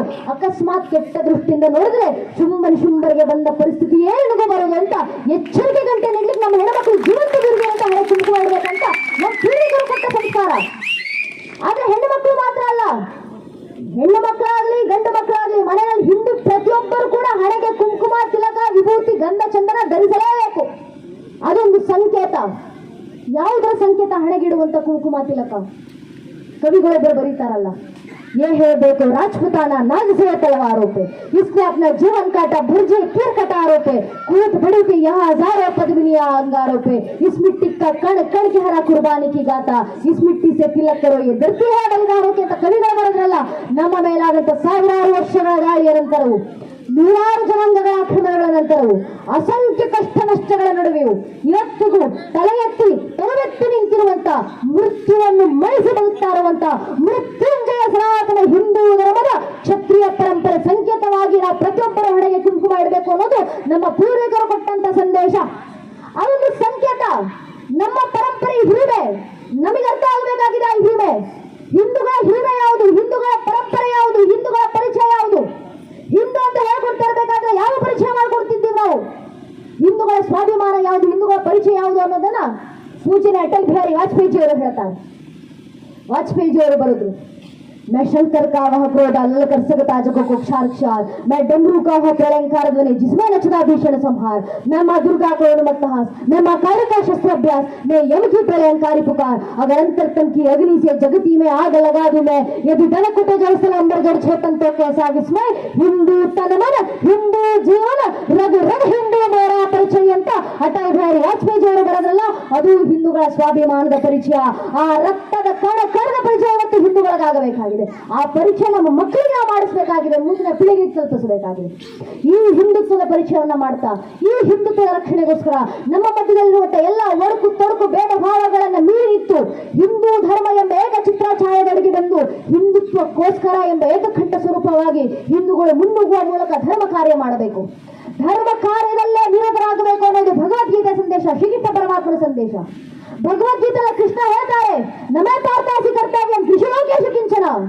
3 ಲೋಕಗಳಲ್ಲೂ ನಾನು ಮಾಡಬೇಕಾಗಿರುವಂತ ಕರ್ಮ ಅಂತ ಯಾವುದೂ ಇಲ್ಲಪ್ಪ, ನಾನು ನೆರವೇರಿಸಬೇಕಾಗಿರುವಂತ ಕರ್ತವ್ಯ ಅಂತ ಯಾವುದೂ ಇಲ್ಲ, ನನಗೆ ಯಾವ ಕರ್ಮದ ಬಂಧವೂ ಇಲ್ಲ, ನಾನು ಸರ್ವತಂತ್ರ ಸ್ವತಂತ್ರ. ಅರ್ಜುನನಿಗೆ ಕೃಷ್ಣ ವರ್ತವ್ಯ ಯಾವುದೂ ಇಲ್ಲ ಅಂದ್ರೂ ಸಹ ಯುಗ ಯುಗಕ್ಕೂ ಧರ್ಮ ಕಾರ್ಯ ಮಾಡ್ಲಿಕ್ಕೆ ನಾನು ಅವತರಿಸಿ ಬರ್ತೀನಿ. ಯಾಕೆ ಗೊತ್ತೇ? ಮಮ ವರ್ತೇತು ವರ್ತವ್ಯ ಮನುಷ್ಯ ಪಾರ್ಥ ಸರ್ವಶಃ. ಮನುಷ್ಯರೆಲ್ಲರೂ ಕೃಷ್ಣನೇ ಧರ್ಮ ಕಾರ್ಯ ಮಾಡಲಿಲ್ಲ, ಇನ್ನು ನಾನು ಯಾಕೆ ಧರ್ಮ ಕಾರ್ಯ ಮಾಡಬೇಕು ಅಂತ ಸುಮ್ಮನೆ ಕೂತು ಬಿಡ್ತಾರೆ. ಆದ್ರಿಂದ ಮನುಷ್ಯರಿಗೆ ಆದರ್ಶ ಕೊಡ್ಲಿಕ್ಕೋಸ್ಕರ ನಾನು ಧರ್ಮ ಕಾರ್ಯ ಮಾಡ್ಲಿಕ್ಕೆ ಯುಗ ಯುಗಕ್ಕೂ ಅವತರಿಸಿ ಬರ್ತೀನಿ ಅಂತ ಕೃಷ್ಣರು ಕೊಟ್ಟ ಸಂದೇಶ. ಭಗವಂತನೇ ಧರ್ಮ ಕಾರ್ಯ ಯುಗ ಯುಗಕ್ಕೂ ಅವತರಿಸಿ ಬಂದು ಧರ್ಮ ಕಾರ್ಯ ಮಾಡ್ತಾ ನಮಗೆ ಆದರ್ಶ ಕೊಡಬೇಕಾದ್ರೆ ಹಿಂದುವಾಗಿ ಹುಟ್ಟಿ ಹಿಂದೂ ಧರ್ಮದ ಕೆಲಸ ನಾವು ಮಾಡಲಿಲ್ಲ ಅಂದ್ರೆ ಹೇಗೆ ಸ್ವಾಮಿ? ಹಿಂದುವಾಗಿ ಹುಟ್ಟಿ ಹಿಂದೂ ಧರ್ಮದ ಆಚರಣೆ ನಾನು ಆಚರಿಸ್ತಿಲ್ಲ, ಇನ್ಯಾರು ಬಂದು ಆಚರಿಸ್ತಾರೆ? ಹಿಂದುವಾಗಿ ನನ್ನ ಧರ್ಮದ ಹಬ್ಬ ಹರಿದಿನಗಳನ್ನ ನಾನು ಸಂಭ್ರಮಿಸ್ತಿಲ್ಲ, ಇನ್ಯಾರು ಸಂಭ್ರಮಿಸ್ತಾರೆ? ಹಿಂದುವಾಗಿ ನನ್ನ ವೇದ ಉಪನಿಷತ್ತು ಭಗವದ್ಗೀತೆ ನಾನು ಓದಿಲ್ಲ, ಇನ್ಯಾರು ಓದ್ತಾರೆ ನನ್ನ ಗ್ರಂಥಗಳನ್ನ? ಹಿಂದುವಾಗಿ ನನ್ನ ಪರಂಪರೆ ನಾನು ಪಾಲಿಸ್ತಿಲ್ಲ, ಇನ್ಯಾರು ಪಾಲಿಸ್ತಾರೆ? ಹಿಂದುವಾಗಿ ಹುಟ್ಟಿ ನನ್ನ ಮಠ ಮಂದಿರಗಳಿಗೆ ನಾನು ಹೋಗಲಿಲ್ಲ, ಇನ್ಯಾರು ಹೋಗ್ತಾರೆ? ಹಿಂದುವಾಗಿ ಈ ಧರ್ಮದ ಸಂಕೇತ ನಾನು ಧರಿಸ್ತಿಲ್ಲ, ಇನ್ಯಾರು ಧರಿಸ್ತಾರೆ? ಹಿಂದುವಾಗಿ ಹುಟ್ಟಿ ಹಿಂದೂ ಧರ್ಮದ ರಕ್ಷಣೆ ನಾನು ಮಾಡ್ಕೊಳ್ಳಿಲ್ಲ, ಇನ್ಯಾರು ಬಂದು ಧರ್ಮ ರಕ್ಷಣೆ ಮಾಡ್ತಾರೆ? ಈ ವೇದಗಳು, ಈ ಗ್ರಂಥಗಳು, ಅರೆ ಈ ವೇದಗಳನ್ನು ಉಳಿಸ್ಕೊಳ್ಳೋದು ಎಷ್ಟು ಶ್ರಮ ಪಟ್ಟ ಪೂರ್ವಿಕರು ಉಳಿಸ್ಕೊಂಡು ಬಂದಿದ್ದಾರೆ ಸ್ವಾಮಿ. ಈ ಧರ್ಮದ ಸಾವಿರಾರು ವರ್ಷಗಳ ದಾಳಿ ಆದಾಗಲೂ ಈ ಧರ್ಮ ಅಳಿಸಿ ಹೋಗೋದ್ಬಿಡಿ. ಈ ಧರ್ಮದ ಹುಟ್ಟಿದಂತ ಒಂದು ಗ್ರಂಥ, ಇಡೀ ಜಗತ್ತಿನ ರಚನೆ ಆದಂತ ಲಕ್ಷಾಂತರ ವರ್ಷಗಳ ಹಿಂದೆ ಬರೆದಂತ ಜಗತ್ತಿನ ಪ್ರಥಮ ಪುಸ್ತಕ ಯಾವುದು ಅಂದ್ರೆ ಋಗ್ವೇದದ ಕಡೆ ಕೈ ಮಾಡ್ತೀವಿ ನಾವು. ಜಗತ್ತಿನಲ್ಲೇ ಹುಟ್ಟಿದಂತ ಮೊದಲ ಪುಸ್ತಕ ಅದು, ಬರೆದು ಲಕ್ಷಾಂತರ ವರ್ಷಗಳಾಗಿದ್ದಾವೆ. ಆ ಪ್ರಥಮ ಪುಸ್ತಕ ಋಗ್ವೇದದ ಪ್ರಥಮ ಮಂಡಲದ ಪ್ರಥಮ ಸೂಕ್ತದ ಪ್ರಥಮ ಮಂತ್ರ ಅಗ್ನಿಮೀಳೆ ಪುರೋಹಿತ ಯಜ್ಞಸದೇವ ಮಾತೃಜಂ ಹೋತಾಹಾರ ಮೃತ ದಯಾತಮಂ ಅಂತ ಋಗ್ವೇದದ ಪ್ರಥಮ ಮಂತ್ರದಿಂದ ಹಿಡಿದು ಇಡೀ ಋಗ್ವೇದದಲ್ಲಿ ಒಟ್ಟು 2,34,000 ಪದಗಳು. ನಮ್ಮ ಮೇಲೆ ಸಾವಿರಾರು ವರ್ಷಗಳ ದಾಳಿಯಾದ ನಂತರವೂ, ನೂರಾರು ಜನಾಂಗಗಳು ಸರಣಿ ಆಕ್ರಮಣಗಳನ್ನು ಮಾಡಿದ ನಂತರವೂ, ಬರೆದು ಲಕ್ಷಾಂತರ ವರ್ಷಗಳಾದ ನಂತರವೂ, ಇವತ್ತಿಗೂ 2025ರಲ್ಲೂ 21ನೇ ಶತಮಾನದಲ್ಲೂ ಒಂದೊಂದು ಹಿಂದೂ ಮಠ ಮಂದಿರಕ್ಕೆ ಹೋದ್ರು ಒಂದೊಂದು ಹಿಂದೂ ಮಠ ಮಂದಿರದಲ್ಲಿ ಋಗ್ವೇದದ 2,34,000 ಪದಗಳಲ್ಲಿ ಒಂದೇ ಒಂದು ಪದ ಆಚೆ ಈಚೆ ಆಗದಿರುವ ಹಾಗೆ ಸಂಪೂರ್ಣ ವೇದಗಳನ್ನು ಅದೇ ರೀತಿ ಕಂಠಪಾಠ ಮಾಡಿ ಅಷ್ಟೇ ಪವಿತ್ರವಾಗಿ ಉಚ್ಚಾರ ಮಾಡ್ತೀವಲ್ಲ, ಇನ್ನು ಎಷ್ಟು ಶ್ರಮ ಪಟ್ಟಿರ್ಬೇಕು ನಮ್ಮ ಪೂರ್ವಿಕರು. ಈ ಧರ್ಮದಲ್ಲಿ ಹುಟ್ಟಿದಂತ ಒಂದು ಗ್ರಂಥದ ಒಂದು ಪದವನ್ನು ಅಳಿಸಿ ಹೋಗ್ಲಿಕ್ಕೆ ಬಿಟ್ಕೊಡ್ಲಿಲ್ಲ ನಮ್ಮವರು. ಇಷ್ಟೆಲ್ಲ ಪ್ರಯತ್ನಗಳು ಯಾಕೆ? ಈ ಧರ್ಮ ಉಳಿಬೇಕು, ಈ ಧರ್ಮ ಯಾಕೆ ಉಳಿಬೇಕು? ಸ್ವಾರ್ಥಕ್ಕೋಸ್ಕರ ಮಾತ್ರ ಅಲ್ಲ. ಡಾಕ್ಟರ್ ಚಿದಾನಂದ ಮೂರ್ತಿಗಳೆಂಬ ಇತಿಹಾಸ ತಜ್ಞರು ತಮ್ಮ ಪುಸ್ತಕ ಅಪಾರ್ಥ ಆಕ್ರಮಣಗಳಿಗೆ ಒಳಗಾಗಿರುವ ಹಿಂದೂ ಧರ್ಮದಲ್ಲಿ ಬರೀತಾರೆ. ಡಾಕ್ಟರ್ ಚಿದಾನಂದ ಮೂರ್ತಿಗಳು ನಾಡೋಜ ಪ್ರಶಸ್ತಿ ವಿಜೇತರು ಬರೀತಾರೆ, ಕನ್ನಡ, ತೆಲುಗು, ತಮಿಳು, ಮರಾಠಿ ಉಳಿಬೇಕು ಅಂದ್ರೆ ಸನಾತನ ಹಿಂದೂ ಧರ್ಮ ಜೀವಂತವಾಗಿರಬೇಕು. ಬಸವಣ್ಣ, ಕನಕದಾಸರು, ರಾಯಣ್ಣ, ಶಿವಾಜಿ ಉಳಿಬೇಕು ಅಂದ್ರೆ ಸನಾತನ ಹಿಂದೂ ಧರ್ಮ ಉಳಿಬೇಕು. ಇದು ನಾನು ಹೇಳಿದಲ್ಲ, ಇತಿಹಾಸ ತಜ್ಞರು ಬರೆದಂತ ಮಾತು. ಈಗ ಸ್ವಲ್ಪ ತರ್ಕಬದ್ಧವಾಗಿ ಯೋಚನೆ ಮಾಡೋಣ. ನಮ್ಮ ಭಾಷೆ, ನಮ್ಮ ಜಾತಿ, ನಮ್ಮ ಮತಪಂಥಗಳು, ನಮ್ಮ ರಾಜಕೀಯ ಆಸಕ್ತಿಗಳು ಎಲ್ಲವೂ ಉಳಿಬೇಕು ಅಂದ್ರೆ ಮೊದಲು ಸನಾತನ ಹಿಂದೂ ಧರ್ಮ ಜೀವಂತವಾಗಿರಬೇಕು. ಅದಕ್ಕೆ ಒಬ್ಬ ಕವಿಗಳು, ದಾರ್ಶನಿಕರು ಹೇಳಿದ್ದು, कंधे से बड़ी कोई छाती नहीं होती, धर्म से बड़ी कोई जाति नहीं होती, दिया ही ना रहा तो बाती का क्या करोगे, धर्म ही ना रहा तो जाति का क्या करोगे ಅಂತ. ದೀಪವೇ ಉಳಿಲಿಲ್ಲ ಅಂದ್ಮೇಲೆ ಬತ್ತಿ ಇಟ್ಕೊಂಡು ಏನು ಮಾಡ್ತೀರಪ್ಪ, ಧರ್ಮವೇ ಉಳಿಲಿಲ್ಲ ಅಂದ್ಮೇಲೆ ಜಾತಿ ಇಟ್ಕೊಂಡು ಏನು ಮಾಡ್ತೀರಾ ಅಂತ. ಆದ ಕಾರಣದಿಂದ ನಮ್ಮ ಆಸಕ್ತಿಗಳ ಸಂರಕ್ಷಣೆಗೋಸ್ಕರ ನಾವು ಸನಾತನ ಹಿಂದೂ ಧರ್ಮವನ್ನು ಸಂರಕ್ಷಣೆ ಮಾಡ್ಕೊಳ್ಳಿಕ್ಕೆ ನಾವು ಮುಂದೆ ಬರಬೇಕು. ಸನಾತನ ಹಿಂದೂ ಧರ್ಮ ಸಂರಕ್ಷಣೆ, ಸನಾತನ ಧರ್ಮದ ಕಾರ್ಯ ಮುಂದೆ ಯಾವ ಕಾರ್ಯ ಧರ್ಮ ಕಾರ್ಯ ಮಾಡಬೇಕಾಗಿದೆ. ಈಶಾವಾಸ್ಯ ಉಪನಿಷತ್ತಿನ 2ನೇ ಮಂತ್ರ, ಕುರುವನ್ನೇ ವೇಹ ಕರ್ಮಾಣಿ ಜೀವಶೇಷ ದುಗುಂ ಸಮಾಹ. ಒಬ್ಬ ಮನುಷ್ಯ 100 ವರ್ಷಗಳ ಕಾಲ ಜಗತ್ತಿನಲ್ಲಿ ಬದುಕಿರಬೇಕು. ಶತಾಯುಷ್ಮಾನ್ ಭವ ಅಂತ ಆಶೀರ್ವಾದ ಮಾಡ್ತಾರಲ್ಲ ಹಿರಿಯರು, 100 ವರ್ಷ ಬದುಕಿರು. ಹೇಗೆ ಬದುಕಿರಬೇಕು 100 ವರ್ಷ? ಕುರುವನ್ನೇ ವೇಹ ಕರ್ಮಾಣಿ, ಧರ್ಮ ಕಾರ್ಯವನ್ನ ಮಾಡ್ತಾ, ಕರ್ಮವನ್ನ ಮಾಡ್ತಾ 100 ವರ್ಷಗಳ ಕಾಲ ಮನುಷ್ಯ ಬದುಕಬೇಕು. ಅದೇ ಸಾರ್ಥಕ ಜೀವನ. ಧರ್ಮ ಕರ್ಮವನ್ನ ಮಾಡಿ, ಧರ್ಮ ಕಾರ್ಯವನ್ನ ಪಾಲಿಸಿ. ಧರ್ಮ ಕಾರ್ಯ ಯಾವುದು ಈಗ ನಮ್ಮ ಕಣ್ಣು ಮುಂದೆ ಇರೋದು? ಒಂದು ಧರ್ಮ ಕಾರ್ಯ ಸಾಕಾರಗೊಳ್ತಾ ರಾಮ ಮಂದಿರದ ಮುಂದೆ ಹಿರಿಯರು ಕರೆ ಕೊಟ್ಟಿದ್ದಾರೆ, ಸಂಘಟನೆ ಹಿರಿಯರು. ಅಯೋಧ್ಯ ತೋ ಜಾಕಿ ಹೇ, ಮಥುರಾ ಕಾಶಿ ಬಾಕಿ ಹೇ. ರಾಮ ಮಂದಿರ ವಾಪಸ್ ತಗೊಂಡಿದ್ದೀವಿ, ಮುಂದೆ ಮಥುರಾ ಕೃಷ್ಣ ಜನ್ಮಭೂಮಿಯನ್ನು ಸಂವಿಧಾನದ ಅಡಿಯಲ್ಲೇ ವಾಪಸ್ ತಗೊಳ್ತೀವಿ, ಕಾಶಿ ವಿಶ್ವನಾಥರ ಮಂದಿರವನ್ನು ಸಹ ಸಂವಿಧಾನದ ಅಡಿನಲ್ಲೇ ವಾಪಸ್ ತಗೊಳ್ತೀವಿ. ಇದೇ ಹಿಂದೂ ಸಮಾಜದ ಕಣ್ಣು ಮುಂದೆ ಇರುವಂತ ಮುಂದಿನ ಧರ್ಮ ಕಾರ್ಯ. ಈ ಮುಂದಿನ ಧರ್ಮ ಕಾರ್ಯ ಸಾಕಾರ ಆಗಬೇಕು. ಹಿಂದೂಗಳು ಮತ್ತೊಮ್ಮೆ ಸಂಘಟಿತರಾಗಿ ಬರಬೇಕು. ಅಂದು ನಮ್ಮ ಹಿರಿಯರ ಕರೆ ಕೊಟ್ಟಿದ್ರು. ರಾಮ್ ಲಲಾ ಮಾಂಗೆ ಮಂದಿರ ವಹಿ ಬನಾಯಂಗೆ. ಈಗ ನಮ್ಮ ತಲೆಮಾರು ನಮ್ಮ ಪೀಳಿಗೆ ಕರೆ ಕೊಡಬೇಕಾಗಿದೆ. ಕೃಷ್ಣ ಲಲಾ ಮಾಂಗೆ ಮಾಖನ್ ವಹಿ ಚಢಾಯಂಗೆ. ಮಥುರಾಗೆ ಬರ್ತೀವಿ, ಸಂವಿಧಾನದ ಅಡಿಯಲ್ಲೇ ಮಥುರಾ ಕೃಷ್ಣ ಜನ್ಮಭೂಮಿಯನ್ನು ಪುನಃ ಪ್ರತಿಷ್ಠಾಪನೆ ಮಾಡ್ತೀವಿ. ಇದು ನಮ್ಮ ಸಂದೇಶ, ನಮ್ಮ ಧರ್ಮ ಕಾರ್ಯ, ನಮ್ಮ ಕಣ್ಮುಂದೆ ಇರುವಂತ ಸಂಕಲ್ಪ. ಆ ಸಂಕಲ್ಪ ಸಾಕಾರಗೊಳ್ಳಲಿ. ಒಂದೊಂದು ಸತ್ಯ, ಕೃಷ್ಣನ ಕಾರ್ಯವನ್ನು ಮಾಡಲಿಕ್ಕೆ ನಾವು ಮುಂದಾದ್ರೆ ನಮ್ಮ ಧರ್ಮ ಕಾರ್ಯಕ್ಕೆ ಜಯ ತಂದುಕೊಳ್ಳುವಂತ ಕೆಲಸ ಶ್ರೀಕೃಷ್ಣ ಪರಮಾತ್ಮರೇ ಮಾಡ್ತಾರೆ. ಇದು ಕೃಷ್ಣರೇ ಕೊಟ್ಟಿರುವಂತ ಸಂದೇಶ. ಭಗವದ್ಗೀತೆ 9ನೇ ಅಧ್ಯಾಯದ 31ನೇ ಶ್ಲೋಕದಲ್ಲಿ ಅರ್ಜುನನ ಮುಂದೆ ನಿಂತು ಕೃಷ್ಣ ಕರೆ ಕೊಟ್ಟರು. ಕೌಂತ್ಯ ಪ್ರತಿಜಾನಿಹಿ ನಮವಕ್ತ ಪ್ರವಿಶತಿ. O son of Kunti, declare it boldly that the devotees of my never perish. ಕುಂತ ಪುತ್ರ ಅರ್ಜುನ, ಜಗತ್ತಿಗೆ ಘಂಟಾಘೋಷವಾಗಿ ಸಾರಿಬಿಡು, ಸನಾತನಿ ಹಿಂದೂಗಳ ನಾಶ ಯಾರಿಂದಲೂ ಸಾಧ್ಯ ಇಲ್ಲಪ್ಪ. ಯಾಕೆ? ಸನಾತನಿ ಹಿಂದೂಗಳ ರಕ್ಷಣೆ ಮಾಡ್ಕೊಳ್ಳಿಕ್ಕೆ ನಾನೇ ನಿಂತಿದ್ದೀನಿ. ಭಗವದ್ಗೀತೆ ಕೊನೆ 18ನೇ ಅಧ್ಯಾಯದ ಕೊನೆ 78ನೇ ಶ್ಲೋಕ ಕೃಷ್ಣ ಕೊಟ್ಟಂತ ಕೊನೆಯ ಸಂದೇಶ. ಎತ್ರ ಯೋಗೇಶ್ವರ ಕೃಷ್ಣ ಎತ್ತ ಪಾರ್ಥ ಧನುರ್ಧಃ ತತ್ರ ಶಿವಿಯ ವಿಜಯಭೂರ್ತಿ ಧ್ರುವಾನಿ ತಿರ್ಮತಿರ್ಮಮ. ಎಲ್ಲಿ ನಾನು ಯೋಗೇಶ್ವರನಾದ ಕೃಷ್ಣನಿರ್ತೀನೋ, ಎಲ್ಲಿ ನನ್ನನ್ನು ಪಾಲಿಸುವಂತ ನನ್ನ ಭಕ್ತರಿರ್ತೀರೋ, ಅಲ್ಲೆಲ್ಲ ನಿಮ್ಮ ಧರ್ಮ ಕಾರ್ಯಕ್ಕೆ ಜಯ ತಂದುಕೊಡುವಂತ ಕೆಲಸವನ್ನ ನಾನೇ ಮಾಡ್ತೀನಿ ಅಂತ ಕೃಷ್ಣರೇ ಕೊಟ್ಟಂತ ಸಂದೇಶ. ಈ ಸಂದೇಶ ಕೊಟ್ಟಿದ್ಯಾರು? ಸಾಮಾನ್ಯರಲ್ಲ. ಧರ್ಮ ರಕ್ಷಣೆಗೆ ಭಗವಂತ ನಿಂತಿದ್ದಾನೆ ಅಂತ ಹೇಳಿದ ಮಾತ್ಯಾರು? ಬೇರೆ ಬೇರೆ ಮತಪಂಥದ ಗ್ರಂಥವನ್ನು ಓದ್ತಿರ್ಬೇಕಾದ್ರೆ ನಮ್ಗೆ ಅರ್ಥ ಆಗುತ್ತೆ. ಒಂದು ಮತದ ಗ್ರಂಥವನ್ನು ಓದ್ತಿರ್ಬೇಕಾದ್ರೆ ಆ ಗ್ರಂಥದಲ್ಲಿ ತಿಳಿಸಲಾಗಿದೆ. ಆ ಗ್ರಂಥವನ್ನು ಓದ್ತಿರ್ಬೇಕಾದ್ರೆ ನಾವು ಅರ್ಥ ಮಾಡ್ಕೊಳ್ತೀವಿ. ಅದರಲ್ಲಿ ತಿಳಿಸ್ತಾರೆ, ನಾನು ಭಗವಂತನ ಮಗ ಬಂದಿದ್ದೀನಿ, ಭಗವಂತನ ಸಂತಾನ ಬಂದಿದ್ದೀನಿ, ಜಗತ್ತಿನ ಜನರನ್ನು ಉದ್ಧರಿಸಲಿಕ್ಕೋಸ್ಕರ. ಇನ್ನೊಂದು ಮತದ ಗ್ರಂಥವನ್ನು ಓದ್ತಿರ್ಬೇಕಾದ್ರೆ ಆ ಮತದ ಗ್ರಂಥದಲ್ಲಿ ತಿಳ್ಕೊಂತೀವಿ ನಾವು, ನಾನು ಭಗವಂತನ ಸಂದೇಶವನ್ನು ತಂದಿದ್ದೀನಿ, ಜಗತ್ತಿನ ಜನರನ್ನು ಉದ್ಧರಿಸಲಿಕ್ಕೋಸ್ಕರ. ಆದರೆ ನಮ್ಮ ಧರ್ಮದ ಯಾವುದೊಂದು ಗ್ರಂಥದಲ್ಲಿ ಭಗವಂತನ ಮಗ ಬಂದಿದ್ದೀನಿ ನಾನು ಹೇಳಲಿಲ್ಲ, ಭಗವಂತನ ಸಂತಾನ ಬಂದಿದ್ದೀನಿ ಹೇಳಲಿಲ್ಲ, ಭಗವಂತನ ಸಂದೇಶ ತಂದಿರುವವನು ನಾನು ಹೇಳಲಿಲ್ಲ. ಬದಲಿಗೆ ಭಗವದ್ಗೀತೆ 11ನೇ ಅಧ್ಯಾಯದ ವಿಶ್ವರೂಪ ಸಂದರ್ಶನದಲ್ಲಿ ಶ್ರೀಕೃಷ್ಣ ಪರಮಾತ್ಮನಿತ್ತು ವಿರಾಟ ಸ್ವರೂಪವನ್ನು ತಾಳಿ ಅರ್ಜುನನ ಮೂಲಕ ಜಗತ್ತಿಗೆ ಸಾರ್ತಾರೆ. ಅಹಮಾತ್ಮ ಗುಡಾಕೇಶ ಸರ್ವಭೂತ ಶ್ರೇಷ್ಠಿತ ಆ ಮನುಷ್ಯ ಮಧ್ಯಂಚ ಭೂತಾನ ಮಂತೇವಚ. ಅರ್ಜುನ, ಆದಿಯೂ ನಾನೇ, ಅಂತ್ಯವೂ ನಾನೇ, ಭೂತಕಾಲವೂ ನಾನೇ, ಭವಿಷ್ಯತ್ ಕಾಲವೂ ನಾನೇ, ಪ್ರಸ್ತುತ ಕಾಲವೂ ನಾನೇ. ಜಗತ್ತಿನ ಪ್ರಕೃತಿಯ ಅಣು ರೇಣು ತೃಣ ಕಾಷ್ಟೆ ಕಣ ಕಣದಲ್ಲಿ ವಾಸಿಸುವಂತ ಆತ್ಮಗಳನ್ನು ನಿಗ್ರಹಿಸುವಂತ ಪರಮಾತ್ಮ ಭಗವಂತ ಅಂತ ಜಗತ್ತಿನಲ್ಲಿ ಯಾರಾದ್ರೂ ಇದ್ರೆ ಅದು ನಾನೊಬ್ಬನೇ ಶ್ರೀಕೃಷ್ಣ ಪರಮಾತ್ಮ. ಇದನ್ನ ಜಗತ್ತಿಗೆ ಘಂಟಾಘೋಷವಾಗಿ ಸಾರಿ ಬಿಡುವಂತ ನಾನೇ ಭಗವಂತ ಅಂತ ತಪ್ಪಿಕೊಂಡಂತ ಏಕೈಕ ಧರ್ಮ ಅದು ನನ್ನ ಸನಾತನ ಹಿಂದೂ ಧರ್ಮದಲ್ಲಿ ಮಾತ್ರ. ಇಂಥ ಸರ್ವಶ್ರೇಷ್ಠ ಧರ್ಮದಲ್ಲಿ ಹುಟ್ಟಿದ್ದೀವಿ ನಾವು. ಆದ್ರಿಂದ ಈ ಧರ್ಮ ರಕ್ಷಣೆ ಮಾಡ್ಕೊಳ್ಬೇಕಾಗಿದೆ. ಆ ಕೃಷ್ಣರೇ ನಮಗೆ ಧರ್ಮ ಕಾರ್ಯದ ಜಯ ತಂದುಕೊಡ್ತಾರೆ. ನಿಜ, ಜಯವನ್ನ ಭಗವಂತ ತಂದು ಕೊಡ್ತಾರೆ. ಧರ್ಮ ಕಾರ್ಯದ ಮಾರ್ಗದಲ್ಲಿ ನಡೆಯುವಂತ ಕೆಲಸ ಅಷ್ಟೇ ನಮ್ಮದು. ಆ ಧರ್ಮದ ಮಾರ್ಗದಲ್ಲಿ ನಡೆಯುವಂತ ಕೆಲಸವನ್ನ ನಾವು ಮಾಡೋಣ. ಈ ವಿಷಯಗಳನ್ನು ಹೇಳ್ತಿರ್ಬೇಕಾದ್ರೆ ಮೊನ್ನೆ ಒಂದು ಪ್ರಶ್ನೆ ಬಂದಿತ್ತು. ಶ್ರೀ ವಿಷ್ಣುಶಂಕರ್ ಜಿ ಜೈನ್, ಈಗ ಪ್ರಸ್ತುತ ಕಾಶಿ ವಿಶ್ವನಾಥರ ಮಂದಿರದ ಕೇಸನ್ನ ಕೋರ್ಟ್ನಲ್ಲಿ ನಡೆಸ್ತಿರುವಂತ ವಕೀಲರು, ಅವರ ಹತ್ರ ಪತ್ರಕರ್ತರು ಪ್ರಶ್ನೆ ಮಾಡಿದಂತೆ, ಅವ್ರ ಜೊತೆ ಮಾತಾಡ್ತಾ ಇರ್ಬೇಕಾದ್ರೆ ಅವ್ರು ಹೇಳಿದಂತ ಮಾತು. ಅವ್ರ ಹತ್ರ ಪತ್ರಕರ್ತರು ಪ್ರಶ್ನೆ ಮಾಡಿದಂತೆ, ನೀವು ಹಿಂದೂಗಳು ಇಷ್ಟು ವರ್ಷ ರಾಮ ಮಂದಿರ ಬೇಕು ಅಂತ ಹೇಳ್ಕೊಂಡು ತಿರುಗಾಡ್ತಿದ್ರು, ಈಗ ಕಾಶಿ ವಿಶ್ವನಾಥರ ಮಂದಿರ ಬೇಕು ಅಂತ ಹೇಳ್ತಿದ್ದೀರಾ, ಮುಂದೆ ಮಥುರಾ ಕೃಷ್ಣ ಜನ್ಮಭೂಮಿನೂ ಬೇಕು ಅಂತ ಹೇಳ್ತೀರಾ. ಹೀಗೆ ಹೇಳ್ತಾ ಹೋದ್ರೆ ಮೊಘಲರು ನಾಶ ಮಾಡಿ ಹೋಗಿರುವಂತ 35,000 ಹಿಂದೂ ದೇವಸ್ಥಾನಗಳಿಂದ ಭಾರತದಲ್ಲಿ ಮೊಘಲರೇ ನಾಶ ಮಾಡಿರುವಂತದ್ದು. ಸೀತಾರಾಮ್ ಗೋಯಲ್ ಅಂತ ಇತಿಹಾಸಕಾರರು ಬರೀತಾರೆ. ಆ 35,000 ಹಿಂದೂ ದೇವಸ್ಥಾನಗಳಲ್ಲಿ ತಾಜ್ ಮಹಲ್ ಕೂಡ ಶಾಜಹಾನ್ ಕಟ್ಟಿಸಿದ ತಾಜ್ ಮಹಲ್ ಅಲ್ಲ, ಅಲ್ಲೊಂದು ಶಿವನ ದೇವಸ್ಥಾನ ಇತ್ತು. ಶಿವಲಿಂಗವನ್ನ ಮೋಸದಿಂದ ಭಗ್ನಗೊಳಿಸಿ ಅಲ್ಲೊಂದು ಗೋರಿಯನ್ನು ಕೊಟ್ಕೊಂಡು ತಾಜ್ ಮಹಲ್ ನನ್ನದು ಅಂತ ಶಾಜಹಾನ್ ಹೇಳ್ಕೊಂಡ ಅಂತ ಸೀತಾರಾಮ್ ಗೋಯಲ್ ಅಂತ ಇತಿಹಾಸಕಾರರು, ಸಾವರ್ಕರ್ ಅಂತ ಇತಿಹಾಸಕಾರರು sister box of Indian history ಎಂಬ ಪುಸ್ತಕಗಳಲ್ಲಿ ಬರೆದಿದ್ದಾರೆ. ಆ ಇತಿಹಾಸಕಾರ ಪ್ರಕಾರ ನೀವು ಹಿಂದೂಗಳು ಕೂಡ ತಾಜ್ ಮಹಲ್ ಕೂಡ ಅದು ಶಾಜಹಾನ್ ಕಟ್ಟಿಸಿದ ತಾಜ್ ಮಹಲ್ ಅಲ್ಲ, ಅದು ಶಿವ ದೇವಸ್ಥಾನ, ಅದು ತೇಜೋ ಮಹಲ್ ಅಂತ ಹಿಂದೂಗಳು ತಾಜ್ ಮಹಲ್ ಕೂಡ ವಾಪಸ್ ತಗೊಂಡು ಬಿಡ್ತೀರಾ ಅಂತ ಪತ್ರಕರ್ತರೊಬ್ರು ವಕೀಲರ ಹತ್ರ ಪ್ರಶ್ನೆ ಮಾಡಿದ್ರು. ಆಗ ವಕೀಲರು ಉತ್ತರ ಕೊಟ್ರಂತೆ, ನೀವು ತಾಜ್ ಮಹಲ್ನ ಬಗ್ಗೆ ಈಗ ಮಾತಾಡ್ತಾ ಇದ್ದೀರಪ್ಪ, ನಾನು 2015ರಿಂದ ತಾಜ್ ಮಹಲ್ನ ಕೇಸಲ್ಲಿ ಕೋರ್ಟ್ನಲ್ಲಿ ನಡೆಸ್ತಾ ಇದ್ದೀನಿ. ಇನ್ನು ಕೆಲವೇ ವರ್ಷ ಅದು ತಾಜ್ ಮಹಲ್ ಶಾಜಹಾನ್ ಕಟ್ಟಿಸಿದಲ್ಲ, ಅಲ್ಲೊಂದು ಶಿವನ ದೇವಸ್ಥಾನ ಇತ್ತು, ಅದು ತೇಜೋ ಮಹಲ್, ಅದು ಕೂಡ ಹಿಂದೂಗಳ ಪಾಲಿಗೆ ಸೇರಿದೆ ಅಂತ ಸಂವಿಧಾನದ ಅಡಿಯಲ್ಲೇ ತಾಜ್ ಮಹಲ್ ವಾಪಸ್ ತಗೊಳ್ಳುವಂತ ಕೆಲಸ ಹಿಂದೂ ಸಮಾಜ ಮಾಡ್ಲಿಕ್ಕಿದೆ ಅಂತ ವಕೀಲರಾದಂತ ಶ್ರೀ ವಿಷ್ಣುಶಂಕರ್ ಜಿ ಜೈನ್ ಅವರು ಕೊಟ್ಟಂತ ಉತ್ತರ. ವಕೀಲರು ಕೊಟ್ಟಂತ ಉತ್ತರವನ್ನು ಕೇಳಿ ಬಹಳ ಸಂತೋಷ ಆಯಿತು ನನ್ನ ನೆಚ್ಚಿನ ಬಂಧುಗಳೇ. ಕೊನೆಗೂ ಹಿಂದೂ ಸಮಾಜ ಜಾಗೃತವಾಗ್ತಿದೆ. ಸಂವಿಧಾನದ ಅಡಿನಲ್ಲೇ ನಮ್ಮೆಲ್ಲ ಧಾರ್ಮಿಕ ಕ್ಷೇತ್ರಗಳು ಮರುಗಳಿಸಿ ನಮ್ಮ ಬಳಿ ವಾಪಸ್ ಬರ್ತಿದ್ದಾವೆ. ನಮ್ಮ ದೇವರುಗಳು ಜಾಗೃತರಾಗಿದ್ದಾರೆ. ಈ ಜಾಗೃತಿಯಲ್ಲಿ ಮುಂದಿನ ಕಾರ್ಯ ಕೃಷ್ಣನ ಕಾರ್ಯ, ಶಿವನ ಕಾರ್ಯ.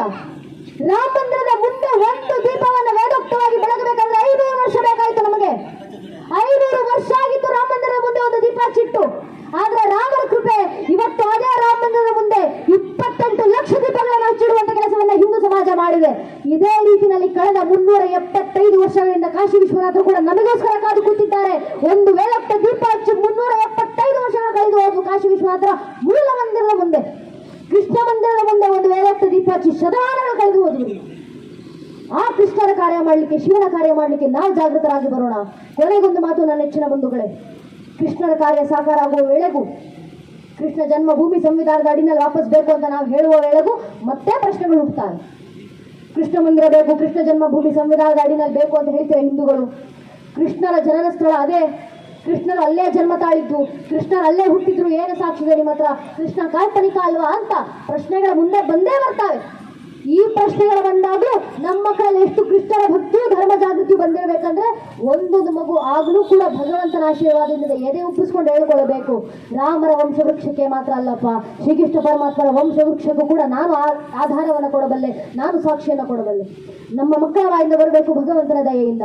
ಮೊದಲಿಗೆ ಬಂದದ್ದು ಶ್ರೀ ವಿಷ್ಣು, ಶ್ರೀ ವಿಷ್ಣುವಿನ ಮಗ ಬ್ರಹ್ಮ, ಬ್ರಹ್ಮನ ಮಗ ಮರೀಚಿ, ಮರೀಚಿ ಮಗ ಕಶ್ಯಪ, ಕಶ್ಯಪನ ಮಗ ವೈವಾಸ್ವನ, ವೈವಾಸ್ವನ ಮಗ ಮನು, ಮನುವಿನ ಮಗ ಇಳ, ಇಳನ ಮಗ ಪುರೂರವ, ಪುರೂರವನ ಮಗ ಅಯು, ಅಯುವಿನ ಮಗ ನಘೂಷ, ನಘೂಷನ ಮಗ ಯಾತಿ, ಯಾತಿಯ ಮಗ ಯದು, ಯದುವಿನ ಮಗ ಕ್ರೋಸ್ತು, ಕ್ರೋಸ್ತುವಿನ ಮಗ ಧ್ವಜೀವನ್, ಧ್ವಜೀವನ ಮಗ ಸ್ವಾತಿ, ಸ್ವಾತಿಯ ಮಗ ಋಷಂಕು, ಋಷಂಕುವಿನ ಮಗ ಚಿತ್ರರಥ, ಚಿತ್ರರಥನ ಮಗ ಶಶಿಬಿಂದು, ಶಶಿಬಿಂದುವಿನ ಮಗ ಪೃಥುಷಾರ, ಪೃಥುಷಾರನ ಮಗ ಪೃಥ್ವೋತ್ತಮ, ಪೃಥ್ವೋತ್ತಮನ ಮಗ ಉಷಾರು, ಉಷಾರನ ಮಗ ಶಿತಾಪು, ಶಿತಾಪುವಿನ ಮಗ ರುಕುಮಕವಚ, ರುಕುಮಕವಚನ ಮಗ ಪಾರವೃತ, ಪಾರವೃತನ ಮಗ ಜ್ಞಾಪಯೋಗ, ಜ್ಞಾಪಯೋಗನ ಮಗ ವಿಧ್ರವ, ವಿಧ್ರವನ ಮಗ ಕ್ರೋತ್, ಕ್ರೋತನ ಮಗ ಕುಂತಿ, ಕುಂತಿ ಮಗ ದೃಷ್ಟಿ, ದೃಷ್ಟಿ ಮಗ ನಿಧೃತಿ, ನಿಧೃತಿ ಮಗ ದಾಸಾಯಿ, ದಾಸಾಯ ಮಗ ವ್ಯೋಮ, ವ್ಯೋಮನ ಮಗ ಜಿವುತ, ಜಿವುತನ ಮಗ ವಿಕೃತಿ, ವಿಕೃತಿ ಮಗ ಭೀಮರಥ್, ಭೀಮರಥನ ಮಗ ನವರಥ್, ನವರಥನ ಮಗ ದಾಶರಥ್, ದಾಶರಥನ ಮಗ ಶಾಕೂನಿ, ಶಾಕೂನಿ ಮಗ ಕರಂಭಿ, ಕರಂಭಿ ಮಗ ವಿಧ್ವರಥ್, ವಿಧ್ವರಥನ ಮಗ ಶೂರ, ಶೂರನ ಮಗ ಶ್ಯಾಮನ್, ಶ್ಯಾಮನ ಮಗ ಪ್ರತಿಕ್ಷಾತ್ರ, ಪ್ರತಿಕ್ಷಾತ್ರನ ಮಗ ಸ್ವಯಂಭೋಜ, ಸ್ವಯಂಭೋಜನ ಮಗ ಋತಿಕ್, ಋತಿಕ್ನ ಮಗ ದೇವಗರ್ಭ, ದೇವಗರ್ಭನ ಮಗ ಶೂರಸೇನ, ಶೂರಸೇನ ಮಗ ವಾಸುದೇವ, ವಾಸುದೇವನ ಮಗ ಚಂದ್ರಾಂಶ ಚಕ್ರವರ್ತಿ, ದೇವಕಿಯರನ್ನ ಶ್ರೀಕೃಷ್ಣ ಪರಮಾತ್ಮ ಅಂತ ಹೇಳುವ ಮಟ್ಟಕ್ಕೆ ನಮ್ಮ ಮಕ್ಕಳಲ್ಲಿ ಕೃಷ್ಣರ ಭಕ್ತಿ ತುಂಬಲಿ, ನಮ್ಮ ಮಕ್ಕಳಲ್ಲಿ ಧರ್ಮ ಜಾಗೃತಿ ಇನ್ನಷ್ಟು ಉದ್ದೀಪನವಾಗಲಿ ಅಂತ ಕೇಳ್ಕೊಂತ ಎಲ್ಲ ಪೋಷಕರು, ಸಮಸ್ತ ಹಿಂದೂ ಬಾಂಧವರು ಧರ್ಮ ರಕ್ಷಣೆ ನಿಟ್ಟಿನಲ್ಲಿ ನಮ್ಮ ಮನೆಯಲ್ಲಿರುವಂತಹ ಮಕ್ಕಳನ್ನು ಜಾಗೃತಿಗೊಳಿಸೋಣ, ಹಿಂದೂಗಳನ್ನ ಜಾಗೃತಿಗೊಳಿಸುವ ಮೂಲಕ ಧರ್ಮ ರಕ್ಷಣೆಯನ್ನ ನಾವು ಮಾಡೋಣ ಅಂತ ಕೇಳ್ಕೊಂತ ಧರ್ಮ ಕಾರ್ಯದಲ್ಲಿ ನಾವೆಲ್ಲರೂ ನಿರತರಾಗೋಣ ಅಂತ ಬೇಡ್ಕೊಳ್ತಾ, ಸಮಸ್ತ ಸಂಘಟನೆಯ ಕಾರ್ಯಕರ್ತ ಅಣ್ಣಂದರಿಗೆ ಆಗ್ಲೇ ಅಣ್ಣವರು ಮಾತಾಡ್ತಾ ಹೇಳಿದ್ರು, ಇವರೆಲ್ಲರೂ ಕೆಲಸವನ್ನು ಮುಗಿಸಿಕೊಂಡು ಬಂದು ಆನಂತರ ಆಟಗಳನ್ನು ಆಡೋ, ವಾಲಿಬಾಲ್ ಆಟವನ್ನು ಆಡ್ತಾರೆ, ಧಾರ್ಮಿಕ ಕಾರ್ಯಕ್ರಮಗಳನ್ನು ಆಯೋಜಿಸ್ತಾರೆ. ಇವ್ರು ಯಾರಿಗೂ ಮನೆಯಲ್ಲಿ ಕೆಲಸ ಇಲ್ಲ ಅಂತಲ್ಲ ಕಾರ್ಯಕರ್ತ ಅಣ್ಣಂದರಿಗೆ, ಮನೆಯಲ್ಲಿ 108 ಕೆಲಸ ಇದ್ರು. ಮನೆ ಕೆಲಸ ಆಮೇಲೆ ಮೊದಲು ಧರ್ಮದ ಕೆಲಸ ಆಗಬೇಕು, ಮೊದಲು ಊರಿನ ಜನರಲ್ಲಿ ಜಾಗೃತಿ ಮೂಡಿಸಬೇಕು, ನನ್ನ ಮನೆಯಲ್ಲಿರುವಂತಹ ಹಿತ್ತಲಿರುವಂತಹ ಗೋಮಾದ ರಕ್ಷಣೆ ಆಗಬೇಕು, ನನ್ನ ಮನೆ ಮುಂದಿರುವಂತಹ ತುಳಸಿ ಕಟ್ಟೆ ರಕ್ಷಣೆ ಆಗಬೇಕು, ನಮ್ಮ ಮನೆಯಲ್ಲಿರುವಂತಹ ಹಿಂದೂ ಮಕ್ಕಳ ಸಂರಕ್ಷಣೆ ಆಗಬೇಕು, ಮುಂದಿನ ಪೀಳಿಗೆ ಸಂರಕ್ಷಣೆ ಆಗಬೇಕು ಅನ್ನೋ ಕಾರಣದಿಂದ ಧರ್ಮ ಕಾರ್ಯವನ್ನು ನೆರವೇರಿಸಲಿಕ್ಕೆ ಮನೆ ಕೆಲಸವನ್ನು ಬದಿಗಿಟ್ಟು ಬಂದು ಧರ್ಮದ ಕೆಲಸ ಮಾಡ್ತಿರ್ತಾರೆ. ಆ ಕಾರ್ಯಕರ್ತ ಅಣ್ಣಂದಿರಿಗೆ, ಆ ಕಾರ್ಯಕರ್ತ ಅಕ್ಕಂದಿರಿಗೆ ನಾವು ಏನು ಗೌರವ ಸಲ್ಲಿಸಲಿಲ್ಲ ಅಂದ್ರೂ ಪರವಾಗಿಲ್ಲ, ಕನಿಷ್ಠ ಪಕ್ಷ ಊರಿನಲ್ಲಿ ಹೆಗಲ ಮೇಲೆ ಕೇಸರಿ ಶಿಲೆ ಹಾಕೊಂಡು ಓಡಾಡ್ತಿರುವಂತ ಕಾರ್ಯಕರ್ತ ಅಣ್ಣಂದಿರು, ಕಾರ್ಯಕರ್ತರು ಯಾರಾದರೂ ಕಾಣಿಸಿದ್ರೆ ದಯವಿಟ್ಟು ಊರಿನ ಹಿರಿಯರವರ ಹತ್ರ ಹೋಗಿ ಅವರ ಹೆಗಲು ತಟ್ಟಿ, ಮನೆ ಕೆಲಸ ಬಿಟ್ಟು ಬಂದು ಧರ್ಮದ ಕೆಲಸವನ್ನ ಮಾಡ್ತಿದ್ಯಲ್ಲಪ್ಪ, ನಿನ್ನ 100 ಕೆಲಸಗಳನ್ನು ಮುಗಿಸ್ಕೊಂಡು ಬಂದ ನಂತರವೂ ಕೂಡ ಧರ್ಮ ಕೆಲಸ ಆಗಬೇಕು ಅಂತ ಧರ್ಮಕ್ಕೋಸ್ಕರ ಶ್ರಮ ಪಡ್ತಿದ್ಯಲ್ಲ, ನೀನು ನೋಡಿದ್ರೆ ಹೆಮ್ಮೆ ಆಗುತ್ತೆ ನಮ್ಗೆ ಅಂತ ಆ ಕಾರ್ಯಕರ್ತರ ಹೆಗಲು ತಟ್ಟಿ ಶಬಾಷ್ ಅಂತ ಹೇಳೋಣ ಸಾಕು. ನಾವು ನಮ್ಮ ಕಾರ್ಯಕರ್ತರಿಗೆ ಸಲ್ಲಿಸುವಂತ ಗೌರವ ಅಷ್ಟೇ, ಕೊಡುವಂತ ಬೆಂಬಲ ಅಷ್ಟೇ. ಇದನ್ನೆಲ್ಲ ಶಾಸ್ತ್ರಗಳು ನಮ್ಮ ಹಿರಿಯರು ಹೇಳಿದ್ದು, ಧರ್ಮ ರಕ್ಷತಿ ರಕ್ಷಿತ, ಯಾರು ಧರ್ಮ ರಕ್ಷಣೆ ಮಾಡ್ತಾರೋ ಅವರ ರಕ್ಷಣೆ ಮಾಡ್ಕೊಳ್ಳಿಕ್ಕೆ ಧರ್ಮವೇ ನಿಂತಿರುತ್ತೆ. ಆದ್ರಿಂದ ಧರ್ಮ ರಕ್ಷಣೆ ಮಾಡ್ತಿರುವಂತ ಕಾರ್ಯಕರ್ತರ ರಕ್ಷಣೆಗೆ ಹಿಂದೂ ಸಮಾಜದಲ್ಲಿರುವಂತ ನಾವು ಹಿಂದೂಗಳು ಆ ಕಾರ್ಯಕರ್ತರ ಬೆನ್ನಿಗೆ ನಿಲ್ಲೋಣ, ಆ ಕಾರ್ಯಕರ್ತರ ಬೆನ್ನೆಲುಬಾಗಿ ನಿಂತು ಆ ಕಾರ್ಯಕರ್ತರ ಸಹಕಾರವನ್ನ ನಾವು ನೀಡೋಣ. ಆ ಕಾರ್ಯಕರ್ತರು ಮಾಡ್ತಿರುವಂತಹ ಧರ್ಮ ಕಾರ್ಯಕ್ಕೆ ಅವರಿಗೆ ಶ್ಲಾಘನೆಯನ್ನ ನಾವು ವ್ಯಕ್ತಪಡಿಸೋಣ ಅಂತ ನಮ್ಮನ್ನು ಕೇಳ್ಕೊಂತ ರಾಕ್ ಸ್ಟಾರ್ ಫ್ರೆಂಡ್ಸ್ ನ ಸಮಸ್ತ ಸಂಘಟನೆಯ ಎಲ್ಲಾ ಕಾರ್ಯಕರ್ತರಿಗೆ ವಿಶೇಷವಾಗಿ ನಮನಗಳನ್ನು ಸಲ್ಲಿಸ್ತಾ, ಧರ್ಮ ಕಾರ್ಯವನ್ನು ಹೀಗೆ ಮುಂದುವರಿಸ್ತಾ, ನಮ್ಮ ಯುವಕ ಯುವತಿಯರನ್ನ ಇದೇ ರೀತಿಯಲ್ಲಿ ತಮ್ಮ ದೇಹವನ್ನ, ತಮ್ಮ ಮನಸ್ಸನ್ನ ಸ್ವಚ್ಛಂದವಾಗಿ ಸ್ವಚ್ಛವಾಗಿ ಇಟ್ಕೊಳ್ಳುವಂತ ನಿಟ್ಟಿನಲ್ಲಿ ಇದೇ ರೀತಿ ಇನ್ನಷ್ಟು ಸಾವಿರಾರು ಕೆಲಸಗಳು ಭಗವಂತ ನಿಮ್ಮಿಂದ ಮಾಡಿಸಲಿ ಅಂತ, ಶಕ್ತಿಯನ್ನ ಕೊಡಲಿ ಅಂತ ಭಗವಂತನಲ್ಲಿ ಪ್ರಾರ್ಥನೆ ಮಾಡ್ಕೊಂತ ನಂಗೆರಡು ಮಾತನಾಡಲಿಕ್ಕೆ ಅವಕಾಶ ಮಾಡಿಕೊಟ್ಟಿರುವಂತ ಸಂಘಟನೆಯ ಎಲ್ಲ ಹಿರಿಯರಿಗೆ ಹಾಗೂ ಗುರು ಮಹಾರಾಜರು ಶಾರದಾ ಮಾತೆಯರಿಗೆ ಆಡಿಸಿರುವಂತ 2 ಮಾತನ್ನು ಕೇಳಿಸಿಕೊಂಡಂತ ಗಣ್ಯರಿಗೆ, ದೇಶಭಕ್ತ ಬಾಂಧವರಿಗೆ, ಮಾತಾ ಭಗಿನಿಯರಿಗೆ, ಅಕ್ಕ ಅಣ್ಣಂದಿರಿಗೆ ಹಾಗೂ ಎಲ್ಲ ಹಿರಿಯರ ಪಾದಗಳಿಗೆ ಮತ್ತೊಮ್ಮೆ ನನ್ನ ಹಣೆಚ್ಚಿ ನಮಸ್ಕರಿಸ್ತೇನೆ. ಜೈ ಹಿಂದ್, ವಂದೇ ಮಾತ್ರ. ಹರಿವಂತ ಶ್ರೀರಾಮಕೃಷ್ಣ ಅರ್ಪಣೆ.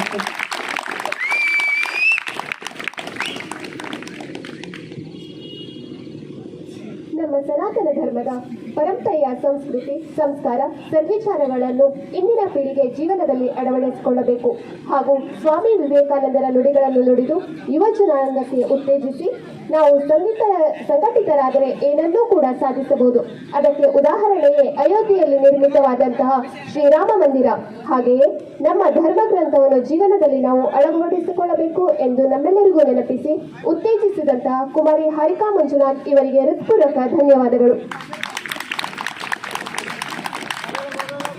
ಈಗ ನಮ್ಮ ಈ ಕಾರ್ಯಕ್ರಮಕ್ಕೆ ವಿಶೇಷ ಅತಿಥಿಯಾಗಿ ಆಗಮಿಸಿದಂತಹ ಕುಮಾರಿ ಹಾರಿಕಾ ಮಂಜುನಾಥ್ ಇವರಿಗೆ ರಾಕ್ಸ್ಟಾರ್ ಫ್ರೆಂಡ್ಸ್ ತಂಡದವರಿಂದ ಗೌರವ ಸಮರ್ಪಣೆ ಮಾಡಬೇಕಾಗಿ ವಿನಂತಿಸಿಕೊಳ್ಳುತ್ತೇನೆ.